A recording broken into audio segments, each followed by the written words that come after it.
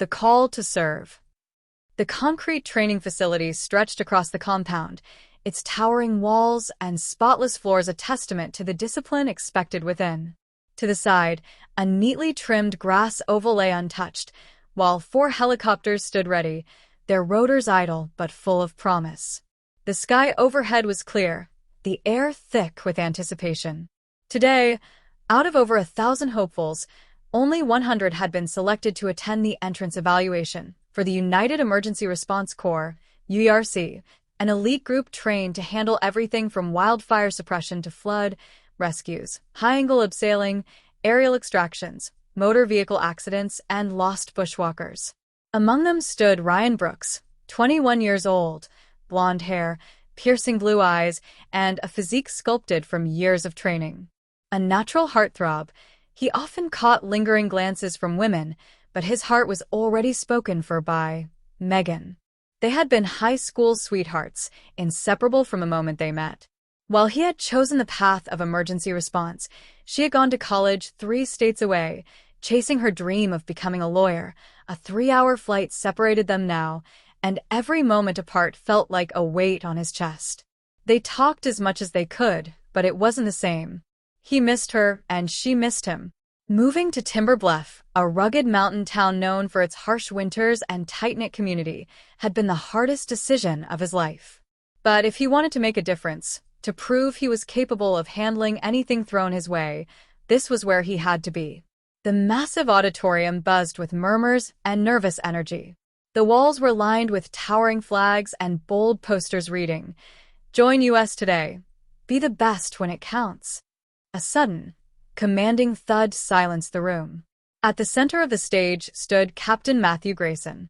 50 years old or so, salt and pepper hair, clean-shaven, a chiseled jaw that made him look like he belonged in a recruitment poster.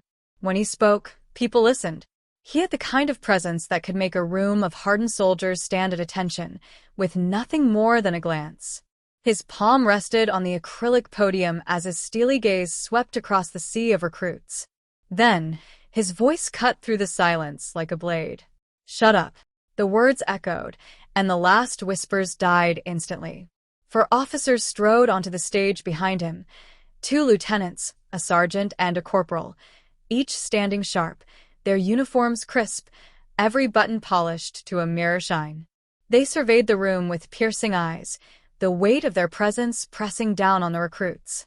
Ryan straightened in his seat, pushing thoughts of Megan aside. Grayson stepped forward, gripping the podium with both hands. His voice was deep and steady, commanding the full attention of the room. "Welcome, ladies and gentlemen, to the United Emergency Response Corps. We call it U.E.R.C, like U.E.R.C, but not." A few small chuckles rippled through the crowd. Grayson didn't smile. "For some of you, today will be the start of the rest of your lives. You will serve the United States military forces. When the world goes to hell, when the floodwaters rise, when the fires rage, when disaster strikes, we go in." He slapped the podium hard. "We don't run. We don't hesitate. We don't get scared. We run towards danger." At that moment, a cell phone rang. The sharp chimes shattered the tense silence. Grayson's head snapped toward the sound. His steely gaze locked onto the offender. "You there. Get out." A boy in the middle of the crowd hesitated, pointing to his chest. "Me, sir?" Grayson thumped the podium again. "Yes, you son. If you can't have discipline, you're out. Get him out of here." The boy scrambled to his feet, his face pale. "But please, sir, I came all the way from—" "Get him out, Sergeant." Sergeant Lopez, standing near the entrance, stepped forward, her expression unreadable. She grabbed the boy's arm with firm but controlled force. "Let's go, son." The boy stammered another protest, but it was too late. The doors shut behind him. A heavy silence settled over the room. The crowd had just witnessed how fast someone could be gone. Grayson leaned over the podium. His eyes swept the stunned faces before him.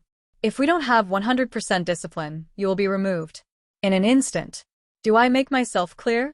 A few voices murmured a weak, "Yes, sir." Grayson slammed his palm down again. "It's yes, sir. You will address me as sir. Is that understood?" Yes, sir. The response thundered through the auditorium. Grayson gave a sharp nod, then turned his head to the right, where Sergeant Lopez stood, her uniform immaculate, ribbons pinned neatly on her chest. Sergeant, they're all yours. Lopez and Grayson exchanged a crisp salute. Yes, sir. Thank you, sir. Ryan swallowed hard. He leaned toward the guy sitting next to him and whispered, "Oh man, what have I gotten myself into?" The other recruit muttered back, "Yeah, no kidding." Lopez's voice rang out like a whip crack. "On your feet. Grab your belongings." 100 recruits scrambled up, shuffling bags and straightening their clothes. First 3 rows, you're with Corporal Jackson. Next 3, Corporal Rogers. To the right. She paused, then turned toward Ryan's section with a sly smirk. Well, looks like the rest of you are mine. Ryan clenched his jaw. This was going to be one hell of a ride. Chapter 1.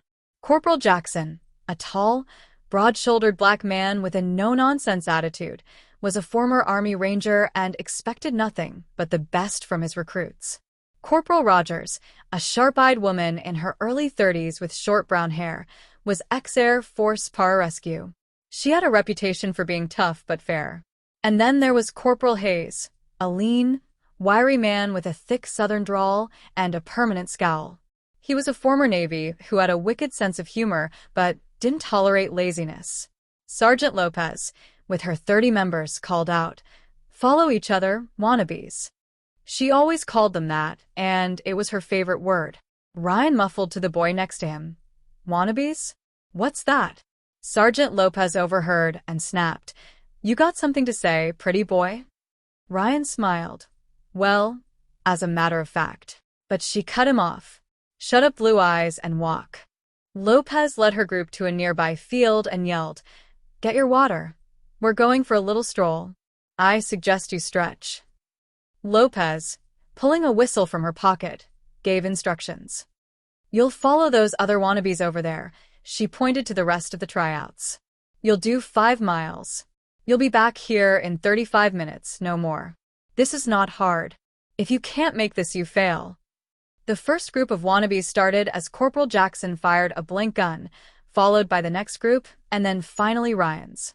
It was tough but doable. Ryan soon found himself out front with Michael, an African-American man whose muscles were ripped out of his shirt. They shook hands as they ran. "Michael," he said. "I'm Ryan," Ryan replied. "Man, you got a good grip there," Michael laughed. Ryan was the first to cross the line in an impressive 25 minutes, with Michael not far behind. However, out of the 99 wannabes, 30 were immediately eliminated. Sergeant Lopez addressed the 30 wannabes who were now going home. "You did okay. Please come back next year. That is all. You are dismissed." They walked away, the group originally 100, now down to 70, within 1 hour. Michael turned to Ryan. "So, what makes you want to come to U.E.R.C? Ryan smiled. "I've always wanted to do it, man. But my girlfriend, she thinks differently." Michael slapped his hand. "Mine too, man. I can't wait to get up there and fly the choppers." Ryan smiled. "You in aviation too, man?" "Yes, sir," Michael replied. Ryan beamed. "Me too, man." The boys were interrupted by Sergeant Lopez. "All right, who feels like a little swim then?" Chapter 2. Sergeant Lopez led her group, now consisting of 19 members, towards the pool. "Men, you'll use the change rooms on the left. Ladies, on the right. Go, and be quick." Soon, all 19 wannabes made their way along the pool side with the other 2 dwindling groups of wannabes to one side of the pool. Lopez shouted, "You wannabes will swim 300 meters of this pool. That's 12 laps. This will represent trying to save someone in a river. You will not touch the bottom of the pool. If you do, you're gone." Ryan smiled and looked at Michael. "All the best, man." Michael smiled back. "You too, man." Soon, Ryan's group entered the pool, and he led the pack. He was the strongest swimmer, with Michael falling behind. One wannabe had a leg cramp and touched the bottom, immediately disqualified. Another had an asthma attack and was removed. Lopez mumbled, 17? That's ridiculous. 17 members. What's wrong with these people? She paced the pool, eyeing the wannabes. U.E.R.C swimmers, monitoring the pool, caught 3 who had secretly touched the bottom. They were removed. Lopez's group was now down to 14, and the original 100 wannabes had dwindled to 65. Lopez grinned at Corporal Jackson. Imagine how many by the end of the day. Jackson replied, I bet 10. Lopez shook hands with him. I say 10 as well. They giggled. After the swim, Lopez barked, get out and dress yourselves. The 14 remaining wannabes got out of the pool, and soon the other 2 groups entered. Before long, more than half of them were disqualified. Now only 35 wannabes remained outside on the concrete. Lopez barked, so you guys and gals want this bad enough? You've prepared yourselves physically and mentally to be here? Well done so far. Ryan smiled. He looked around and saw Michael still in the group. He was glad his new friend had made it this far. Lopez then barked, all right, let's not get cute and cozy. For a brief moment, she showed a warm side. All right, shut up. Stand tall. Now, let's go visit the doc and the quack. The tight unit of 35 wannabes sat in the large waiting area. Mr. Brooks. Lopez called out. Ryan stood up. Yes, ma'am, he replied. He followed the psychiatrist into a small room. Please take a seat, Mr. Brooks, she said. May I call you Ryan? Ryan nodded. Yes, ma'am. She began asking him questions. I see you want to become a pilot, Ryan. Why is that? Ryan answered every question. He was in there with her for a solid 30 minutes. Only those who passed the psychological evaluation were invited to the medical examination. Now, the group was down to 33 recruits, as 2 failed the psych evaluation. Mr. Brooks, the doctor called. Come here. Ryan didn't know where to go, but a nearby nurse pointed, that way, and directed him to a nearby open door with a golden plaque that read, Dr. Kevin Montgomery, MD. Come in. Take your shirt off, take your pants off, and lie on the bench over there, the doctor said, pointing at a nearby examination bed. Yes, sir, Ryan said, removing his shirt and pants, leaving only his boxer shorts on. The doctor examined him and asked a few questions. So, how are you feeling today, son? The doctor asked. Ryan smiled. I love it, sir. I've trained for 3 years for today. The doctor smiled. Well, you might not like the cafeteria food here, son. It's garbage. Ryan chuckled. I hope I get to stay for the food, sir. The doctor slapped Ryan on the arm. You're fit, son. You've got nothing to worry about. Get dressed, you pass. Ryan was ecstatic. Now there was only the final interview left, and he was nervous. The group had dwindled to 25 wannabes after several failed medical exams. Ryan looked around the room, thinking about the final test. A few moments later, Greg Hayes, the oldest wannabe at 35, introduced himself. Hi, I'm Ryan, Ryan said. Hey, Ryan. I'm old, Greg replied, causing some laughter in the room. A nearby corporal snapped, Shut up, or you can go home. The room fell silent. No one dared speak, not after everything they had been through today. Soon, the remaining 25 wannabes were told to stand up, shut up, and follow Sergeant Lopez. She whistled, walking towards the large double-story block to their left. It was a beautiful concrete area with cherry blossoms outside. Okay, ladies and gentlemen, Lopez said. You've passed everything so far. Now, we'll take you to the final test. She paused, looking at them all. Let's face it, guys and gals, the others didn't want it bad enough to be here, did they?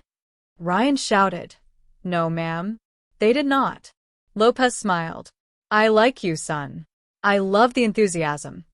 Ryan replied, Yes, ma'am. She walked up to Michael. So, why do you want to be here, big man? Michael smiled. Ma'am, I've wanted this all my life. Lopez nodded. All right, now shut up, you bunch of fairies. She smiled at them. I'm about to walk you to a large waiting area. You'll be quiet. You'll wait for your name to be called. Anyone speaking to someone or on their phone will be dismissed immediately. Do I make myself clear? The 25 wannabes shouted.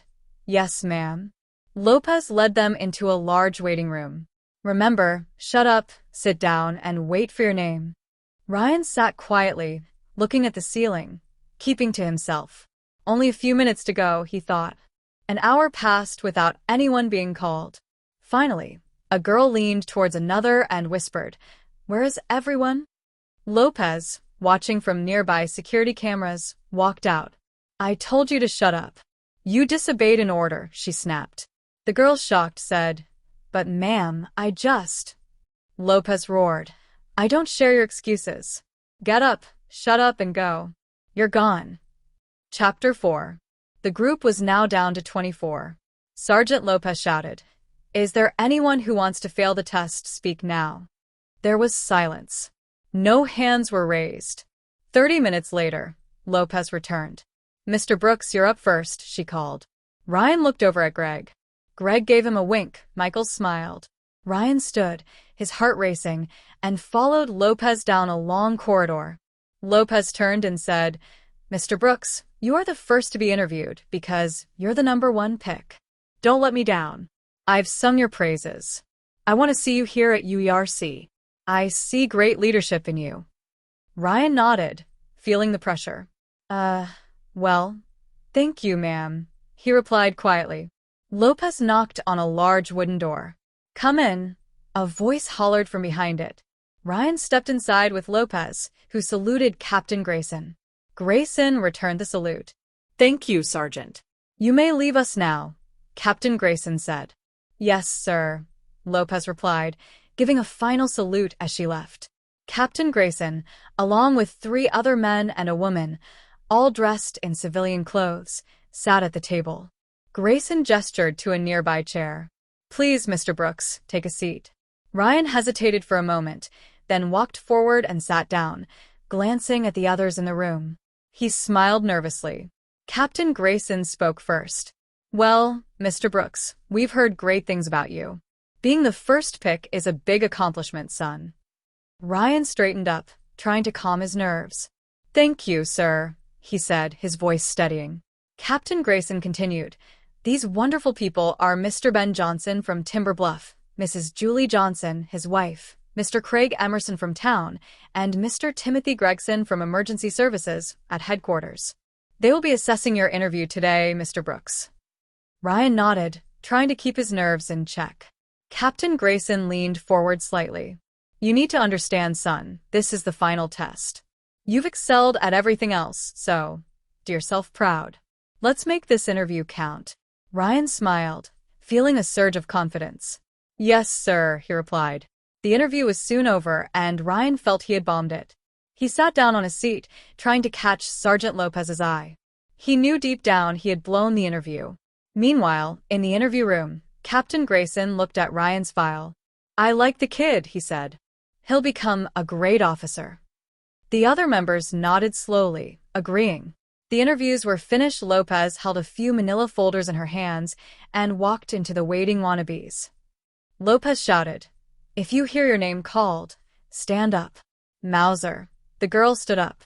"Yes, ma'am," she said. "Jacobson." The boy stood up with a smile. "Yes, ma'am," he said. Ryan waited, muttering under his breath, "I blew it." "Jacobson," Lopez called again, and the boy smiled proudly. "Miller," Lopez continued. "Stand up." "Yes, ma'am," she said as she rose to her feet. Ryan glanced at Greg. Greg wasn't smiling. "Oh no," Ryan thought. "I failed." He thought to himself. Only 4 passed. "Oh man, what am I going to do?" Suddenly, Lopez spoke up again, her voice cutting through the tension. "You all failed. Get out." Ryan blinked, his heart racing. "I made it. I made it," he whispered, disbelief in his voice. Greg wiped a tear from his eye. Michael did the same, overcome with emotion. Lopez gave a firm nod. "All right, the rest of you, fairies, stand up and head outside." Chapter 5. 21 wannabes stood outside on the concrete, the background filled with failed applicants dragging their suitcases toward parked cars. Lopez shouted, "Don't worry about that noise. Focus here. You are not wannabes anymore. You are now recruits of the U.E.R.C. You did well today. You should be proud of yourselves. I say well done." Sergeant Lopez was soon joined by Corporals Jackson, Rogers, and Hayes. Now listen up, Lopez continued. What you will now do is divide into male and female sections. Males, you will follow Corporal Jackson. Females with me. Let's go. Corporal Jackson, a tall, thin man, started shouting, "Hurry up. Stay in line." He moved briskly toward the recruits. "Go get your suitcases on the double." The 16 men ran quickly toward where their suitcases were waiting. They grabbed them and ran back to Jackson, who was already barking orders. "All right, stay in line. Let's go find you ladies a bed, shall we?" he said with a smile. He started marching, shouting, "Left, left, left, right, left." Say it with me. The 16 men awkwardly followed along in unison. Left, left, left, right, left, as they marched down a concrete path to a 3-story accommodation block. "All right, men. Bottom deck. Go stand outside your room. 3 to a room," Corporal Jackson commanded. Ryan, Michael, and Greg stood outside the first room, while the other 13 men found their rooms and stood outside. Corporal Jackson shouted, "You've got exactly 1 hour to unpack your civilian clothes. You'll find a suit.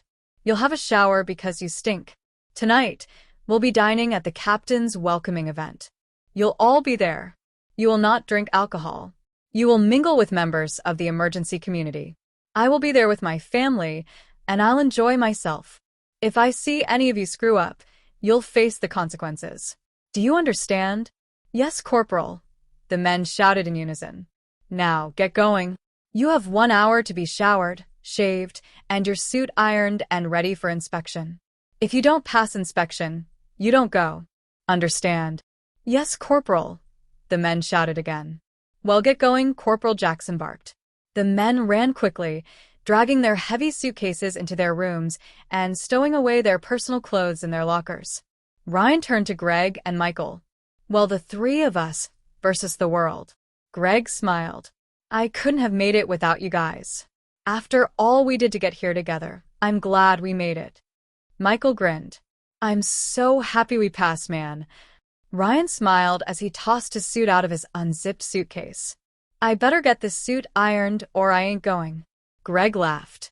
"Can you iron mine too, man?" Michael slapped Greg's hand. "Yeah, man.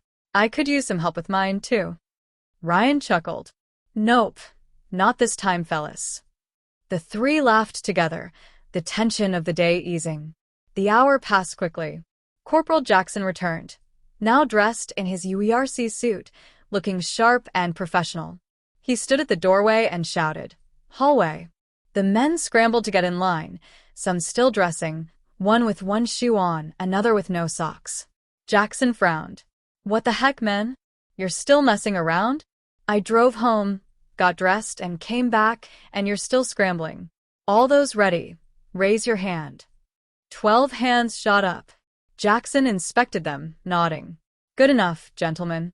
The rest of you, hurry up. You've got 30 seconds. If you're not ready, you're not coming." Within a minute, all 16 men were ready, barely scraping by. Jackson barked, "Line up in 2 rows. We'll march to the captain's event. Do your best. I know you haven't been taught how to march yet, but you'll learn quickly." Ryan stood in the back of the group. Jackson called out, "Number 1, where are you?" Chapter 6.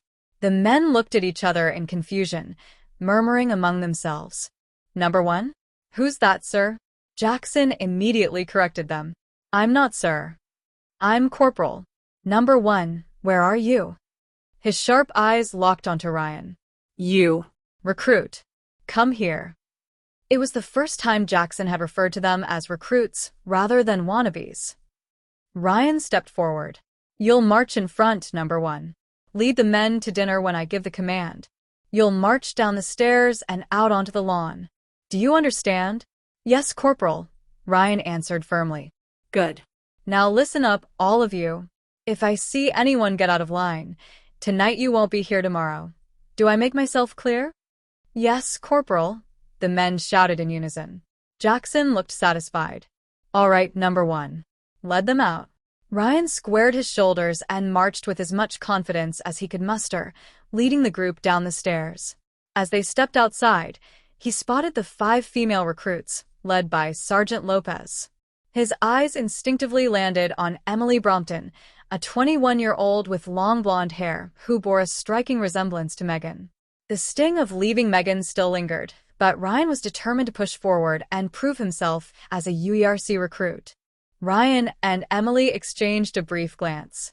She offered a small smile before looking away.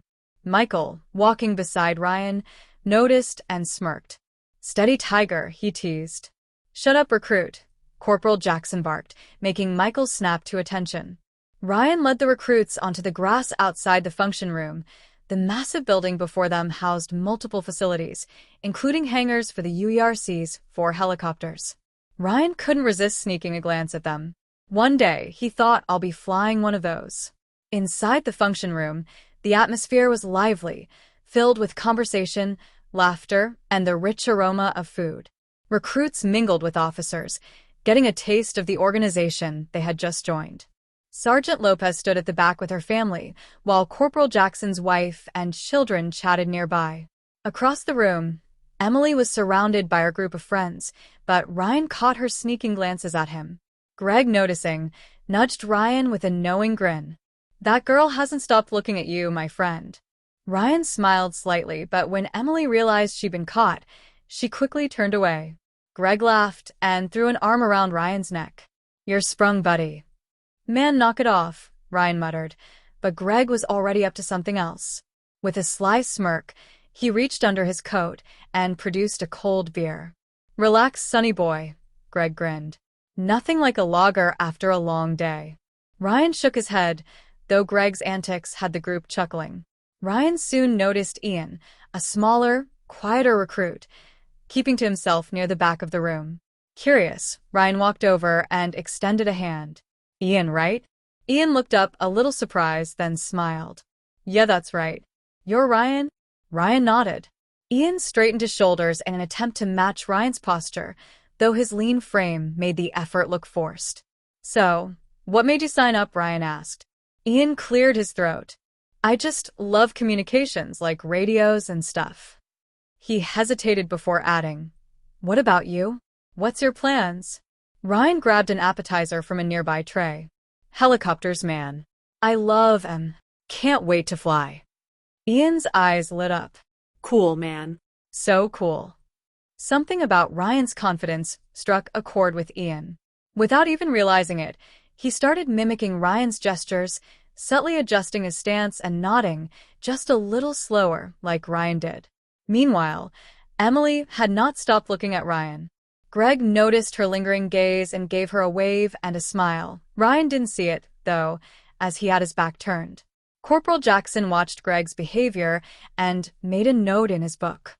Suddenly, the chatter stopped when the microphone squealed and a spotlight hit Captain Grayson, who stepped onto a large stage. "Thank you, ladies and gentlemen, for being here tonight," Captain Grayson began. "Please find your tables." Chapter 7. The recruits, now seated in the auditorium, couldn't help but notice their surroundings. Ryan's table was near the front, with Michael on his left and Greg near Ian. Across the room from them, Emily glared at Ryan, but he didn't notice. Greg, however, saw her and waved with a grin. Captain Grayson continued, "My name is Captain Matthew Grayson, and I'm honored to welcome our distinguished guests, including our local member of parliament." He gestured toward the man, "and, of course, all of our families. And to our newest recruits, welcome. We're excited to have you with us." A round of applause filled the room as the recruits took it all in. "Recruits, you have now entered into a special and elite club, the U.E.R.C Club.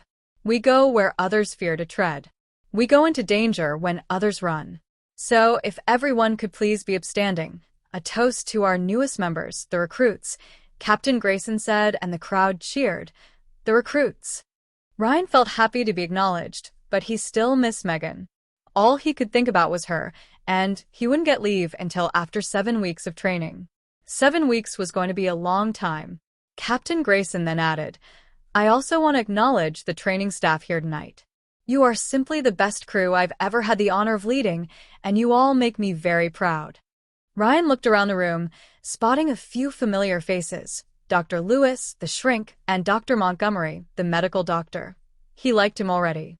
As he scanned the room, his eyes met Emily's and Lucy's. They were both giggling and looking at him. He smiled at them, and they giggled even more.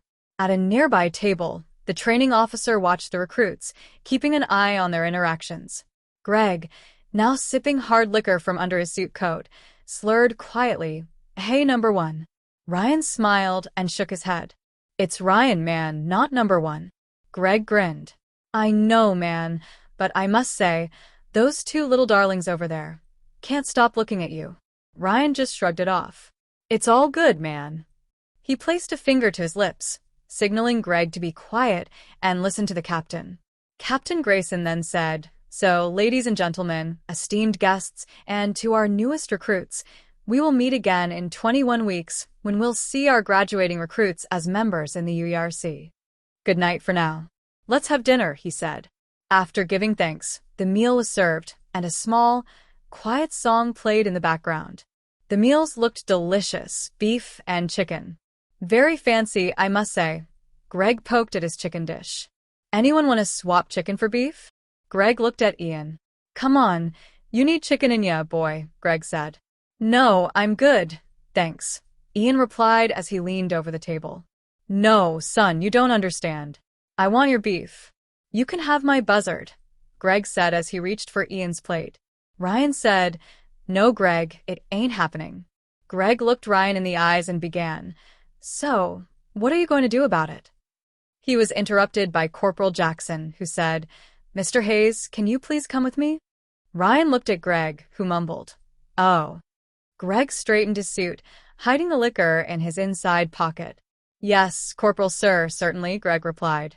Greg followed Corporal Jackson to two nearby military police officers standing at the corner of the building.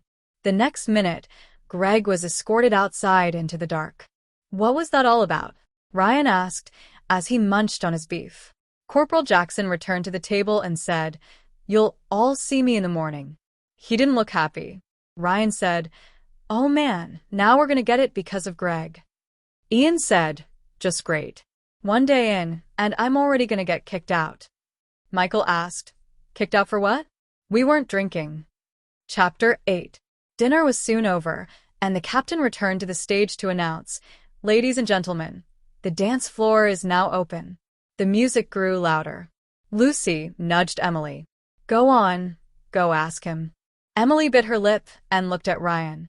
"No, what if he says no?" Lucy smirked. "Fine, I'll go ask him for myself then." Emily laughed. "You would. You'd cut me out." Lucy stood up determined. "You bet. He's a hunk." Emily giggled. "Go girl." Lucy walked over and interrupted Ryan's conversation with Ian and Michael. "Excuse me, kind sir." Ryan looked up, surprised. She continued, "I was wondering if you, kind gentlemen, would like to dance with me and my friend over there." Ryan glanced at Emily, who smiled back. Michael jumped to his feet. "I'll dance with you. What's your name?" Lucy dragged him to the dance floor, and Emily gave Ryan a nod, signaling her to approach him. Ryan looked at Emily, who sat there shaking. Ian said, "I'm not a dancer. I'm happy with my beef here. Thank you very much." Ryan slapped Ian on the shoulder and laughed. Ryan turned to Emily, and she stood up.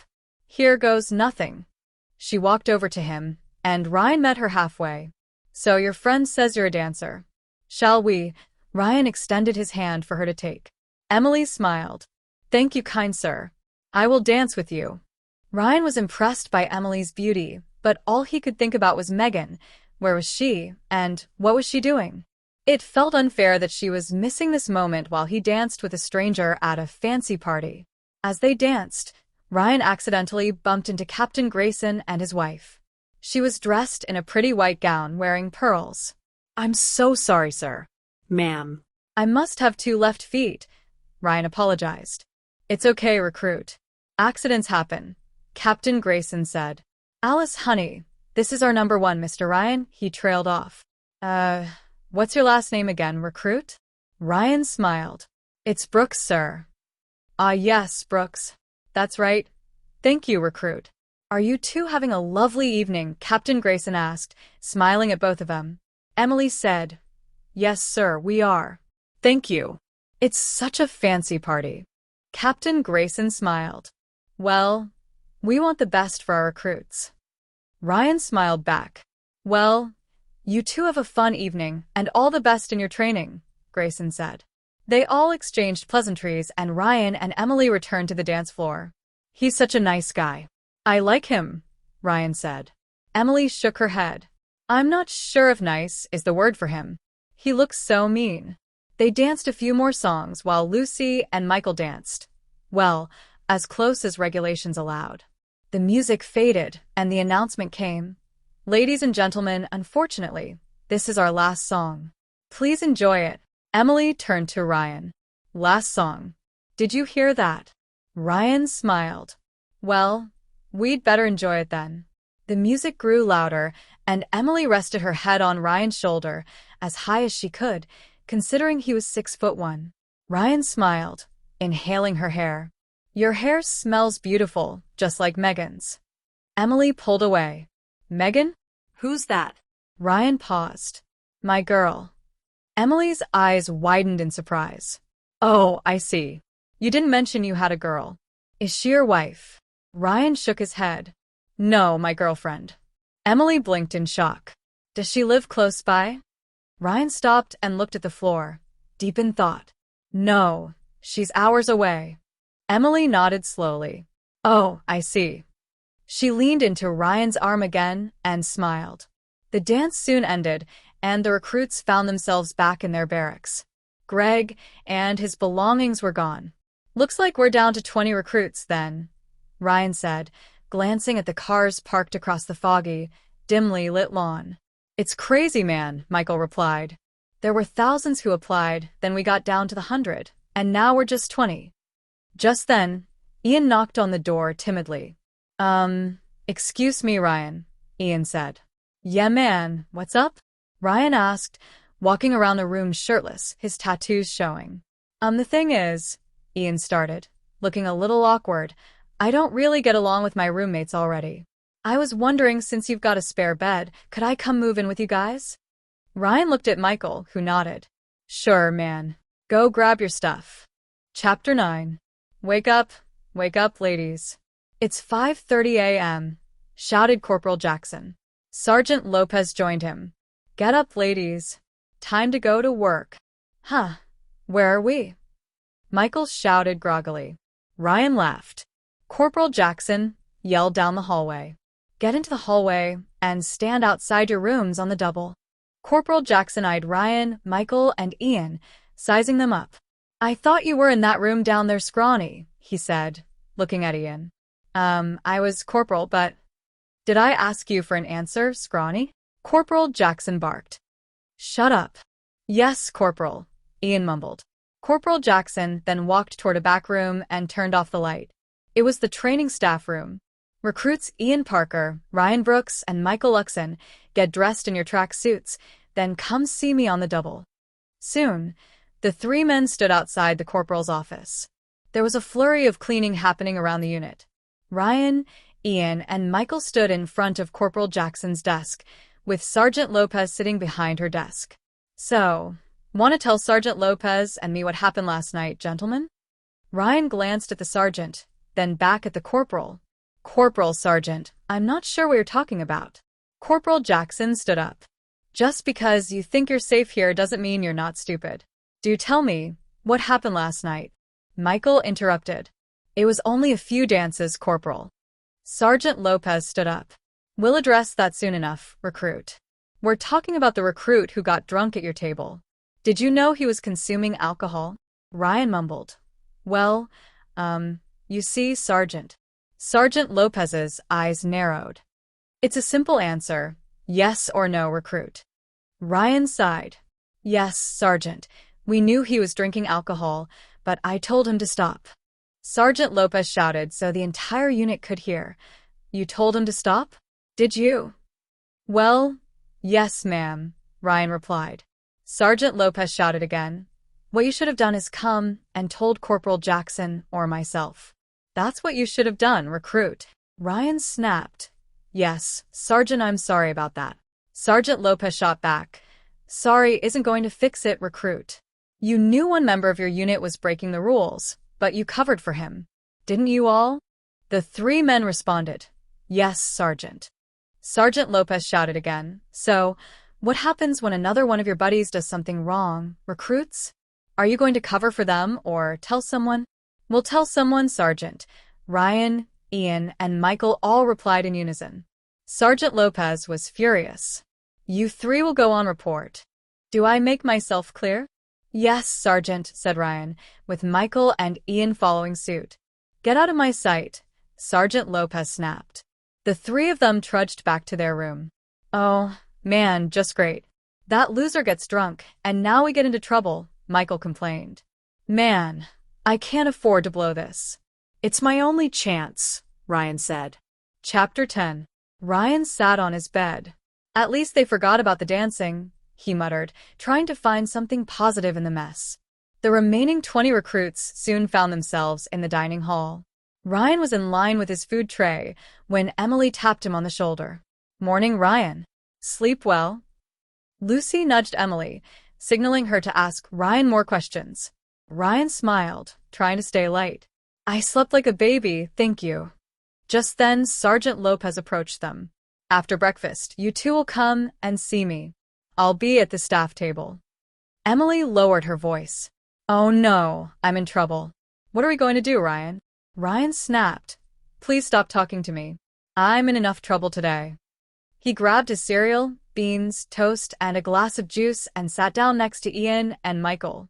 Man, you're in trouble again, Michael said. It's crazy, man. I didn't do anything, and I get in trouble like there's a big bullseye on my back or something, Ryan muttered, feeling the weight of everything on him. Ian shook his head. It's like we're all just one step away from being kicked out. Meanwhile, Emily sat at a distance, still visibly worried. Oh, I think I'm in so much trouble, she whispered to Lucy. Lucy smiled, teasing her. Yeah, but with him, it's all worth it. Emily frowned, still anxious. Stop it. You're going to get us into more trouble. Breakfast was soon over, and Emily and Ryan stood in front of the training staff table, where Sergeant Lopez and Corporal Jackson were sitting. Corporal Jackson looked up. Not you again, number one. Sergeant Lopez stood up and moved in close to Emily. I'm telling you, Missy, leave this recruit alone. If I see you anywhere near him again, I'll have you removed in 2 seconds. Do you understand? Yes, ma'am, Emily said quickly, her voice shaking. Sergeant Lopez turned to Ryan. Recruit Brooks, this is the second time this morning I've had to speak to you. If there's a third, we'll be taking a visit to the captain's office. Do I make myself clear? Yes, ma'am, Ryan snapped, frustrated but trying to keep control. Sergeant Lopez gave them both a cold stare. Get going or you two will be late. Move. Emily reached out, trying to grab Ryan's hand. I'm so sorry, Ryan. Ryan snapped, pulling his hand away. Just leave me alone, okay? Without another word, Emily and Ryan rushed out of the building, their footsteps echoing in the quiet hall. The day was long and exhausting, filled with basic drills and introductions to the other instructors. But through it all, Ryan couldn't stop thinking about Megan and the trouble that had already followed him around at U.E.R.C. A quick march to the uniform shop lightened his mood a little, and he felt better as he and the other 20 recruits were soon fitted with everything from U.E.R.C. raincoats to boots. It's like Christmas all at once, Michael said, excitedly unwrapping all the clothes, webbing belts, and water bottles. This is great, man, Ian said, just as enthusiastic. Ryan sat on his bed, staring at the pile of equipment, but he didn't unpack anything. I'm leaving, he mumbled, barely loud enough for anyone to hear. Ian looked at Michael, puzzled. Leaving? What do you mean? Ryan sighed, frustrated. I'm leaving, man. I've been in so much trouble here, and I haven't done anything right. It's just getting worse. Michael sat on the bed beside him and placed an arm around him. It's all right, man. They're just trying to break us down. That's all. Meanwhile, Corporal Jackson stood outside the room, eavesdropping on the conversation while the other recruits were busy unpacking. He leaned in closer, listening carefully. Ryan continued, his voice tinged with frustration. Man, it wasn't our fault Greg got drunk. I told that idiot to stop, but what good did that do for us? Then that chick, Emily, hitting on me all the time, and now I get in trouble for it. Ian sighed. I wish she'd hit on me, he mumbled. Corporal Jackson had to suppress a small laugh at Ian's remark. Michael shook his head. I tell you what, man. I like our corporals. I like the captain, even Sergeant Lopez. They don't want us to fail. They want to help us get through, you know? Corporal Jackson smiled from behind the wall, listening more intently now. Chapter 11. Ryan pulled a photo from his wallet. And I miss Megan. We've never been apart for more than a day here or there, but not seeing her, it's killing me, man. Michael looked at the photo. Let me see her, he said. Ryan handed it over reluctantly. Oh, man. She's gorgeous. She got a sister? Ian asked. No, man, give me that, Ryan snapped, taking the photo back. Corporal Jackson smirked, amused by their banter. But he knew Ryan's frustration was real. Ryan stood up suddenly, determination in his voice. I've decided. I can't keep doing this, getting in trouble like a child for things I didn't do, and missing Megan. I'm going home to ask her to marry me, man. Michael's eyes widened. Marriage? Can we come? Ian laughed. Ryan smiled at the thought. Of course you're coming. Ryan took a deep breath. I'm going to go see Corporal now. At that moment, Corporal Jackson quietly made his way back to his room and sat behind his desk. Ryan followed shortly after, knocking on the door. Recruit Brooks wishing to speak to Corporal Jackson. Corporal, Ryan said, standing at attention. Enter recruit, Corporal Jackson called, his voice steady. Ryan stepped inside, standing tall. May I speak with you, please, Corporal? Corporal Jackson lowered his voice and motioned for Ryan to relax. Relax, recruit. What's going on? He asked, already knowing what Ryan was about to say. Well, Corporal, I am here to tell you I can't continue training. I wish to discharge, Ryan said quietly. Corporal Jackson felt a pang of sadness hearing this. He liked Ryan and had hoped he would stick it out. Discharge, son. You just got here. Take a seat. Just then, Sergeant Lopez walked into the room. Ryan stood up straight, at attention. Sit down, recruit. Relax. Everything all right, Corporal? She asked, noticing the tension in the room. Corporal said you might want to stay for the sergeant, if you don't mind, Corporal Jackson added, gesturing for her to sit.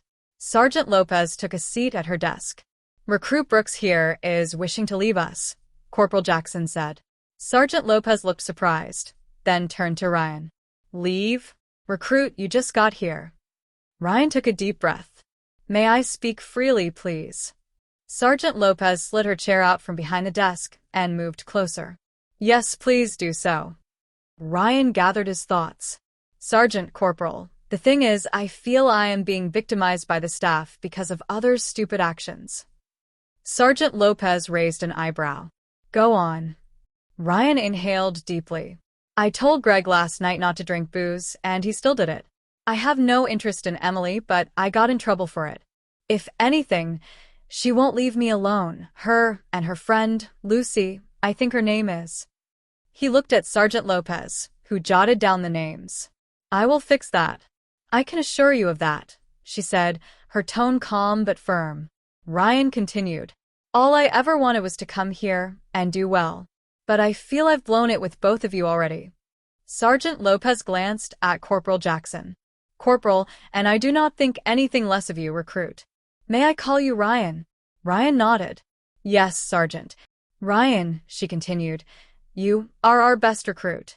In fact, out of thousands of people who apply here, you are our number one. And for you to leave after a few days? I've got to question your heart in this. Ryan looked at Sergeant Lopez, his expression thoughtful. Yes, ma'am. I mean, Sergeant, I understand. I've never failed at anything, Sergeant, but I feel like I'm picked on, as I said, because of others' actions. All I seem to be doing is getting into trouble, and it doesn't look good on me. Corporal Jackson tapped his keyboard, bringing his computer to life. He quickly scrolled through Ryan's file. I see you're going into aviation. Is that right, recruit? Ryan smiled a little. Yes, Corporal. It's all I've ever wanted to do. Corporal Jackson gave a soft chuckle. Recruit, I wanted aviation too. I went for it but didn't get it. You've already been offered a place. Do you know how rare that is? And here you are, talking about going home. Ryan sat back, surprised. I didn't know it was that rare, Corporal. Sergeant Lopez added, Recruit, I wanted aviation as well. I never got it either. It's one of the hardest positions in the U.E.R.C. And it's yours for the taking if you stick with it. Forget all the other problems. I promise you, I'll take care of those two girls. As for Greg, if you see things happening, you need to come tell us. Understood.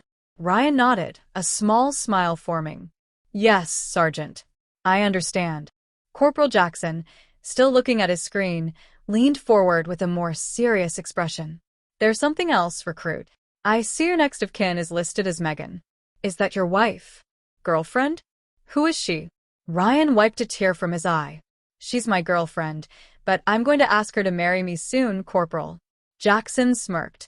Lopez smiled. That's wonderful, Recruit. But I'm guessing you miss her, right? Ryan nodded, a little embarrassed. Yes, Sergeant. Very much. Is there any chance I could talk to her today? May I call her, please, Sergeant? Lopez nodded. Yes, I'll allow that phone call. But in return, I need you to promise me you'll stick with the course. It's only another 6 weeks and 4 days until you graduate Phase 1. Then you can go home. Ryan frowned. But then we still have another 14 weeks, Sergeant. That's correct, Lopez said. But those weeks will be more relaxed. After 7 weeks of basic training, you'll be deployed into your specialized area. Jackson leaned back in his chair. That means you get to aviation school in 7 weeks. Think about that, Recruit. Ryan slowly nodded. Yes, Corporal. Sergeant Lopez clapped her hands together, breaking the tension. All right, Recruit. Jump up, get your equipment squared away, and then come back for your phone call. Ryan stood, straightening his posture. Thank you, Sergeant. He extended his hand for a handshake. Before Lopez could react, Jackson interjected with a grin. Get out, Recruit. We don't shake hands with mere recruits. Get out on the double. Ryan chuckled, nodding as he turned and left, his confidence restored. As the door shut behind him, Corporal Jackson leaned back in his chair. I like that kid. I hope he sticks with it. Lopez exhaled, watching the door. Yeah, so do I, Frank, so do I. Chapter 12. A little while later, Ryan was called back to the corporal's office. He was handed his cell phone and with shaking hands, he dialed Megan's number. As the screen lit up with a video call, her face appeared, and the moment he saw her, his composure broke. Hello, darling, he managed before bursting into tears. Megan's eyes filled with tears as well. Oh, honey, I miss you so much. Her mother and father were in the room with her, both smiling warmly. Hello, Ryan, they greeted. I miss you too, sir, ma'am. Ryan sniffled, wiping his eyes. Megan's parents stayed for a moment before giving their daughter a hug and stepping out to give them privacy. Sorry about that, Megan said with a soft laugh. Mom and Dad just wanted to say hi. It's okay, baby. Oh man, it's so good to see you, Ryan said, running a hand through his hair. Megan studied his face. How's training, honey? Ryan let out a heavy sigh. You don't want to know. Megan bit her lip. That bad, huh? Yeah, but I'll tell you all about it in 7 weeks, Ryan said. Then his tone softened. You're still coming for graduation, aren't you? Of course, honey. Mom and Daddy already booked the tickets. We've got the hotel room and everything. We'll be there, I promise. Ryan wiped more tears from his eyes. I love you so much, baby. I wish you were here. I love you too, honey, Megan said, her voice cracking. Ryan hesitated for a moment, his heart pounding. Honey, I was wondering after I graduate, would you ever, He took a deep breath. She said, What is it? Ryan said, Well, honey, would you move here to be closer to me? I mean, as my wife. Megan gasped, her hands flying to her mouth. In her shock, she dropped the phone and screamed. Ryan's heart skipped a beat. Megan, you there? Honey, you there? From the other end, he heard muffled sounds, her mother and father rushing back into the room. "You okay, honey?" her mother asked, concerned. Megan, sobbing, managed to blurt out, "Ryan asked me to marry him, Mama." Her father picked up the phone, his expression unreadable. "Ryan, you still there, son?" Ryan wiped his tears. "Yes, sir. I'm here, Mr. Roberts." Megan quickly took the phone back, tears streaming down her cheeks. "Yes, honey. Yes, I'll marry you." Ryan and Megan both cried as her family cheered in the background. Chapter 13. Ryan and the other 15 male recruits, along with the 5 female recruits, stood on the damp grass outside their accommodation block. A thick fog lingered in the morning air as Sergeant Jackson stepped forward. "Number 1, get up here to the front. This will always be your spot, understand?" "Yes, Sergeant." Ryan responded sharply, stepping to the front of the line. The sergeant nodded, then bellowed, "Attention!" The squad snapped to attention in unison. Sergeant Lopez strode up, her voice cutting through the fog. "Good morning, recruits. Sleep well?" "Yes, Sergeant," the recruits responded in chorus. "Today, I'm appointing a squad leader and an assistant leader. You recruits will listen to these leaders. If you don't, they will report directly to us. Do I make myself clear?" "Yes, Sergeant," the squad bellowed. Good. "The squad leader of Class 102 is—" Sergeant Lopez hesitated. "Recruit Brooks." The recruits clapped as Ryan took a few steps forward, shaking the sergeant's hand. "Well done, Recruit Brooks," Sergeant Lopez said as she placed yellow epaulets onto Ryan's uniform, marking him as the leader. Ryan stood tall before quickly falling back into formation. "Our assistant squad leader is Recruit Luxon." Michael Luxon grinned as he stepped forward. The sergeant placed green epaulets onto his uniform, signifying his role as assistant leader.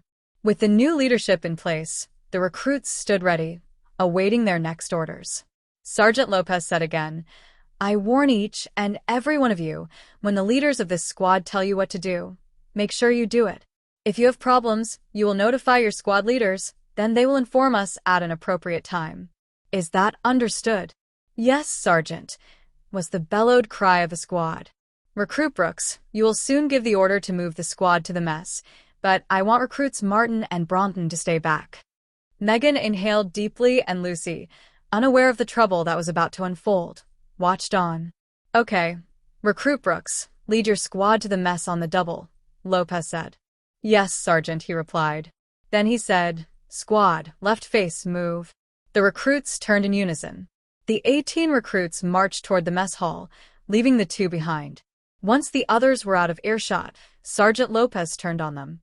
"If I ever see you 2 fraternizing with male recruits again, you'll be gone. This is your first and final warning. Do I make myself clear?" "Yes, Sergeant," they responded in unison. Chapter 14. Inside the mess hall, the atmosphere was buzzing. The recruits, training staff, and even Captain Grayson had stopped by to check in. As he passed the recruits' table, he gave a nod of approval. "Well done, Brooks."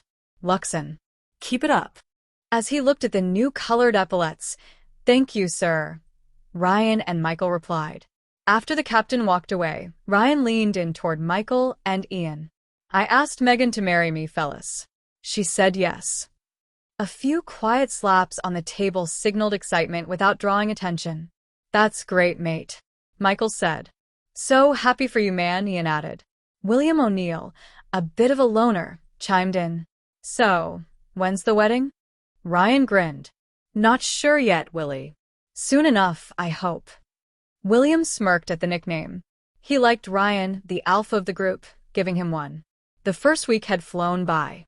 Between firefighter training, first aid drills, cleaning duties, room inspections, preparing kits, marches, exercises, and attending lectures, Ryan was exhausted. It was now Friday afternoon, 3 p.m., and the recruits had just finished their final session for the day when Sergeant Lopez's voice rang out. "Hallway, Class 102. The recruits snapped to attention and echoed back, "Hallway 102. All the male recruits stood outside their rooms in a straight line. Sergeant Lopez crossed her arms, a rare smirk on her face. "Seeing as it's Friday, it's movie night on base. And tonight, You lucky recruits are taking Corporal Jackson and me, along with our families, to the movies. It's your shout. We want popcorn, don't we, Corporal Jackson? The corporal grinned. Oh yes, Sergeant. I love popcorn and so do my kids, and we all love sodas. You know, those large sodas with the big straws. Sergeant Lopez smiled. Oh, us too. My kids can drink 3 of them each. William hesitated before raising his hand. Excuse me, Sergeant, he asked cautiously. I don't have any money to take you to the movies. Have we even been paid yet? Sergeant Lopez chuckled. Now that is a great question, recruit. Yes, you've all been paid your first week's salary. It's in your bank accounts. She crossed her arms. And it just so happens that I like a lot of popcorn. So, do my husband and children. And Corporal Jackson's family does, too. Corporal Jackson nodded. Oh yeah, my family loves popcorn and don't forget them sodas. Lopez smirked, then turned serious. Good. Now listen up. You have 1 hour to get changed into a fresh set of clothes. Captain Grayson and his family will be attending the movie as well, and I want you recruits looking sharp. I expect showers, shaves, and pressed uniforms. You will be immaculate if you're not. You will pay for it dearly. The recruits shouted excitedly. Yes, Sergeant. Well then, stop wasting time and get to it, she barked. With that, Sergeant Lopez and Corporal Jackson returned to their staff room. A short while later, Ryan knocked on their door, his voice steady but eager. Recruit Brooks requesting to speak with Sergeant Lopez and Corporal Jackson, please. Come in, recruit, Lopez called as she sat behind her desk. Stand easy. Ryan had a large grin on his face. So, what's on your mind, recruit, said Sergeant Lopez. Ryan took a deep breath, gathering his thoughts. I just want to say thank you for everything you've done for me, Sergeant and Corporal, he said, looking at both of them. The corporal had a small smile on his face. Ryan continued, a grin tugging at his lips. I just wanted to tell you that I love being here, and the phone call I got the other night, I got to talk to my girl Megan and she agreed to marry me. Sergeant Lopez smiled slightly. Ryan then blurted out, You're both invited to my wedding. I would love for you to both be there, and I'm also asking Captain Grayson, so, I just wanted to tell you thank you for the encouragement you've given me. Otherwise, I would have been gone. Corporal Jackson stood, dropping his stern demeanor. Well done, recruit. Congratulations. Sergeant Lopez, looking a bit surprised, stood and quickly gave Ryan a brief hug. Well done, Ryan. Good for you. So, that means you're staying with us, then? Ryan snapped to attention, more serious than ever. Yes, Sergeant. I'm not going anywhere. I love it here. Thank you very much. Sergeant Lopez grinned. All right, go get ready to lead the unit to the movies. Yes, Sergeant, Ryan responded before turning and quickly exiting the room. After he left, Sergeant Lopez looked at Corporal Jackson. Well, that's a new one. Never been invited to a recruit's wedding before. Corporal Jackson chuckled. Neither have I. Chapter 15. Ryan led the squad of 20 recruits up a steep hill, with Sergeant Lopez and Corporal Jackson flanking either side. The movie theater was right next to the military police station, a few marked military police cars parked outside. All right, recruits, find a seat, and thank you for the popcorn and drinks in advance, Sergeant Lopez called out with a grin. She spotted her family seated in the front row, along with Captain Grayson and his wife Alice. The recruits noticed them as well. Michael leaned over to Ryan. This is pretty nice for a U.E.R.C. movie theater, my friend. The theater had a surprisingly modern feel, with freshly painted walls adorned with framed movie posters showcasing classic action films and a few recent blockbusters. A row of dim overhead lights cast a soft glow, giving the space a cozy yet professional atmosphere. The seating was arranged in neat rows, with comfortable, cushioned chairs that looked newer than expected. Near the entrance, a small concession stand offered an array of treats, chocolate bars, candy, and a popcorn machine that worked tirelessly, filling the air with the rich, buttery scent of freshly popped kernels. The aroma mixed with a faint scent of soda and sweet confections, making it feel like a real night out rather than a structured outing. A few recruits murmured in appreciation as they took in the space. For a brief moment, It didn't feel like they were on base. It felt like freedom. Captain Grayson's 16-year-old daughter, Amy, sat next to him, munching on popcorn. The crunching and munching filled the entire theater. For the recruits, this was a rare moment of freedom. No boots shining, no mess food, no push-ups in the accommodation block. Just a couple of hours to feel like regular people again. The movie had a few intense moments. During one particularly scary scene, Amy let out a startled yelp and flung her popcorn into the air. The kernels flew in every direction, raining down all over Ryan, Michael, and Ian, sticking to their freshly pressed uniforms. The sight was so unexpected and hilarious that the recruits burst into laughter, some even clutching their sides from the intensity of it. The popcorn-strewn trio sat there, blinking in surprise as the flying kernels settled on their clothes like a layer of confetti. Captain Grayson quickly turned to them, his face a mixture of concern and embarrassment. "I'm really sorry, men," he said, looking from one recruit to the next. Corporal Jackson and Sergeant Lopez, however, couldn't contain their laughter. They had to wipe away tears as they chuckled at the situation. After the movie ended, Ryan was still brushing popcorn off his clothes when Amy, looking embarrassed, walked over to apologize. Michael and Ian stood nearby, trying to contain their amusement. "I am so sorry, fellas. I didn't mean to throw popcorn all over you," Amy said, her cheeks turning a soft shade of pink. Michael, ever the smooth talker, smirked. Luckily, it wasn't a drink. Amy blushed deeper and met Michael's gaze, her eyes lingering on his for a moment as they shared a smile. Ian, always the practical one, shrugged. It was just a bit of popcorn. No harm done. But Amy didn't even glance at Ian. She was still looking directly at Michael, her attention solely on him. Before the moment could become too awkward, Captain Grayson stepped forward, extending his hand toward Ryan, Michael, and Ian. "I'm sorry, men. My daughter got scared, and, well, popcorn ended up going everywhere." Ryan smiled, brushing more kernels from his shirt. "It's okay, sir. Just an accident." Michael, still grinning at Amy, added, "No trouble at all, sir." Captain Grayson nodded. "All right, men, have a great evening. Let's go, Amy." Alice, his wife, followed, wrapping a shawl around her shoulders as they made their way out of the theater. As soon as they were out of earshot, Michael let out a low whistle. Wow. Oh, wow. "She is gorgeous, man." Chapter 16. Michael hit the showers while Ryan and Ian stayed back in their room, pressing their uniforms. Ian struggled with the iron, trying to get the seam of his pants just right. "Ryan, can you help me with this?" "I find it so hard," Ian asked, frustrated. Ryan set down the boots he had been shining and walked over.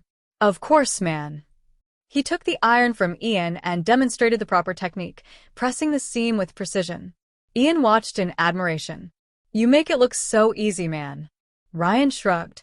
"It's not too hard once you get the hang of it." Ian sighed, setting his iron aside. "No, I mean the entire course, man. You make everything look so easy. I wish I was you." Ryan looked at Ian for a moment. Ian was scrawny, a bit unsure of himself, clearly lacking confidence. "Ian, you gotta remember, man, I almost quit after the second day. Felt like trouble followed me everywhere. I'm just now starting to settle in." Ian leaned against the table, his expression still doubtful. "I just wish I had what you have, Ryan. You're big, tough, confident.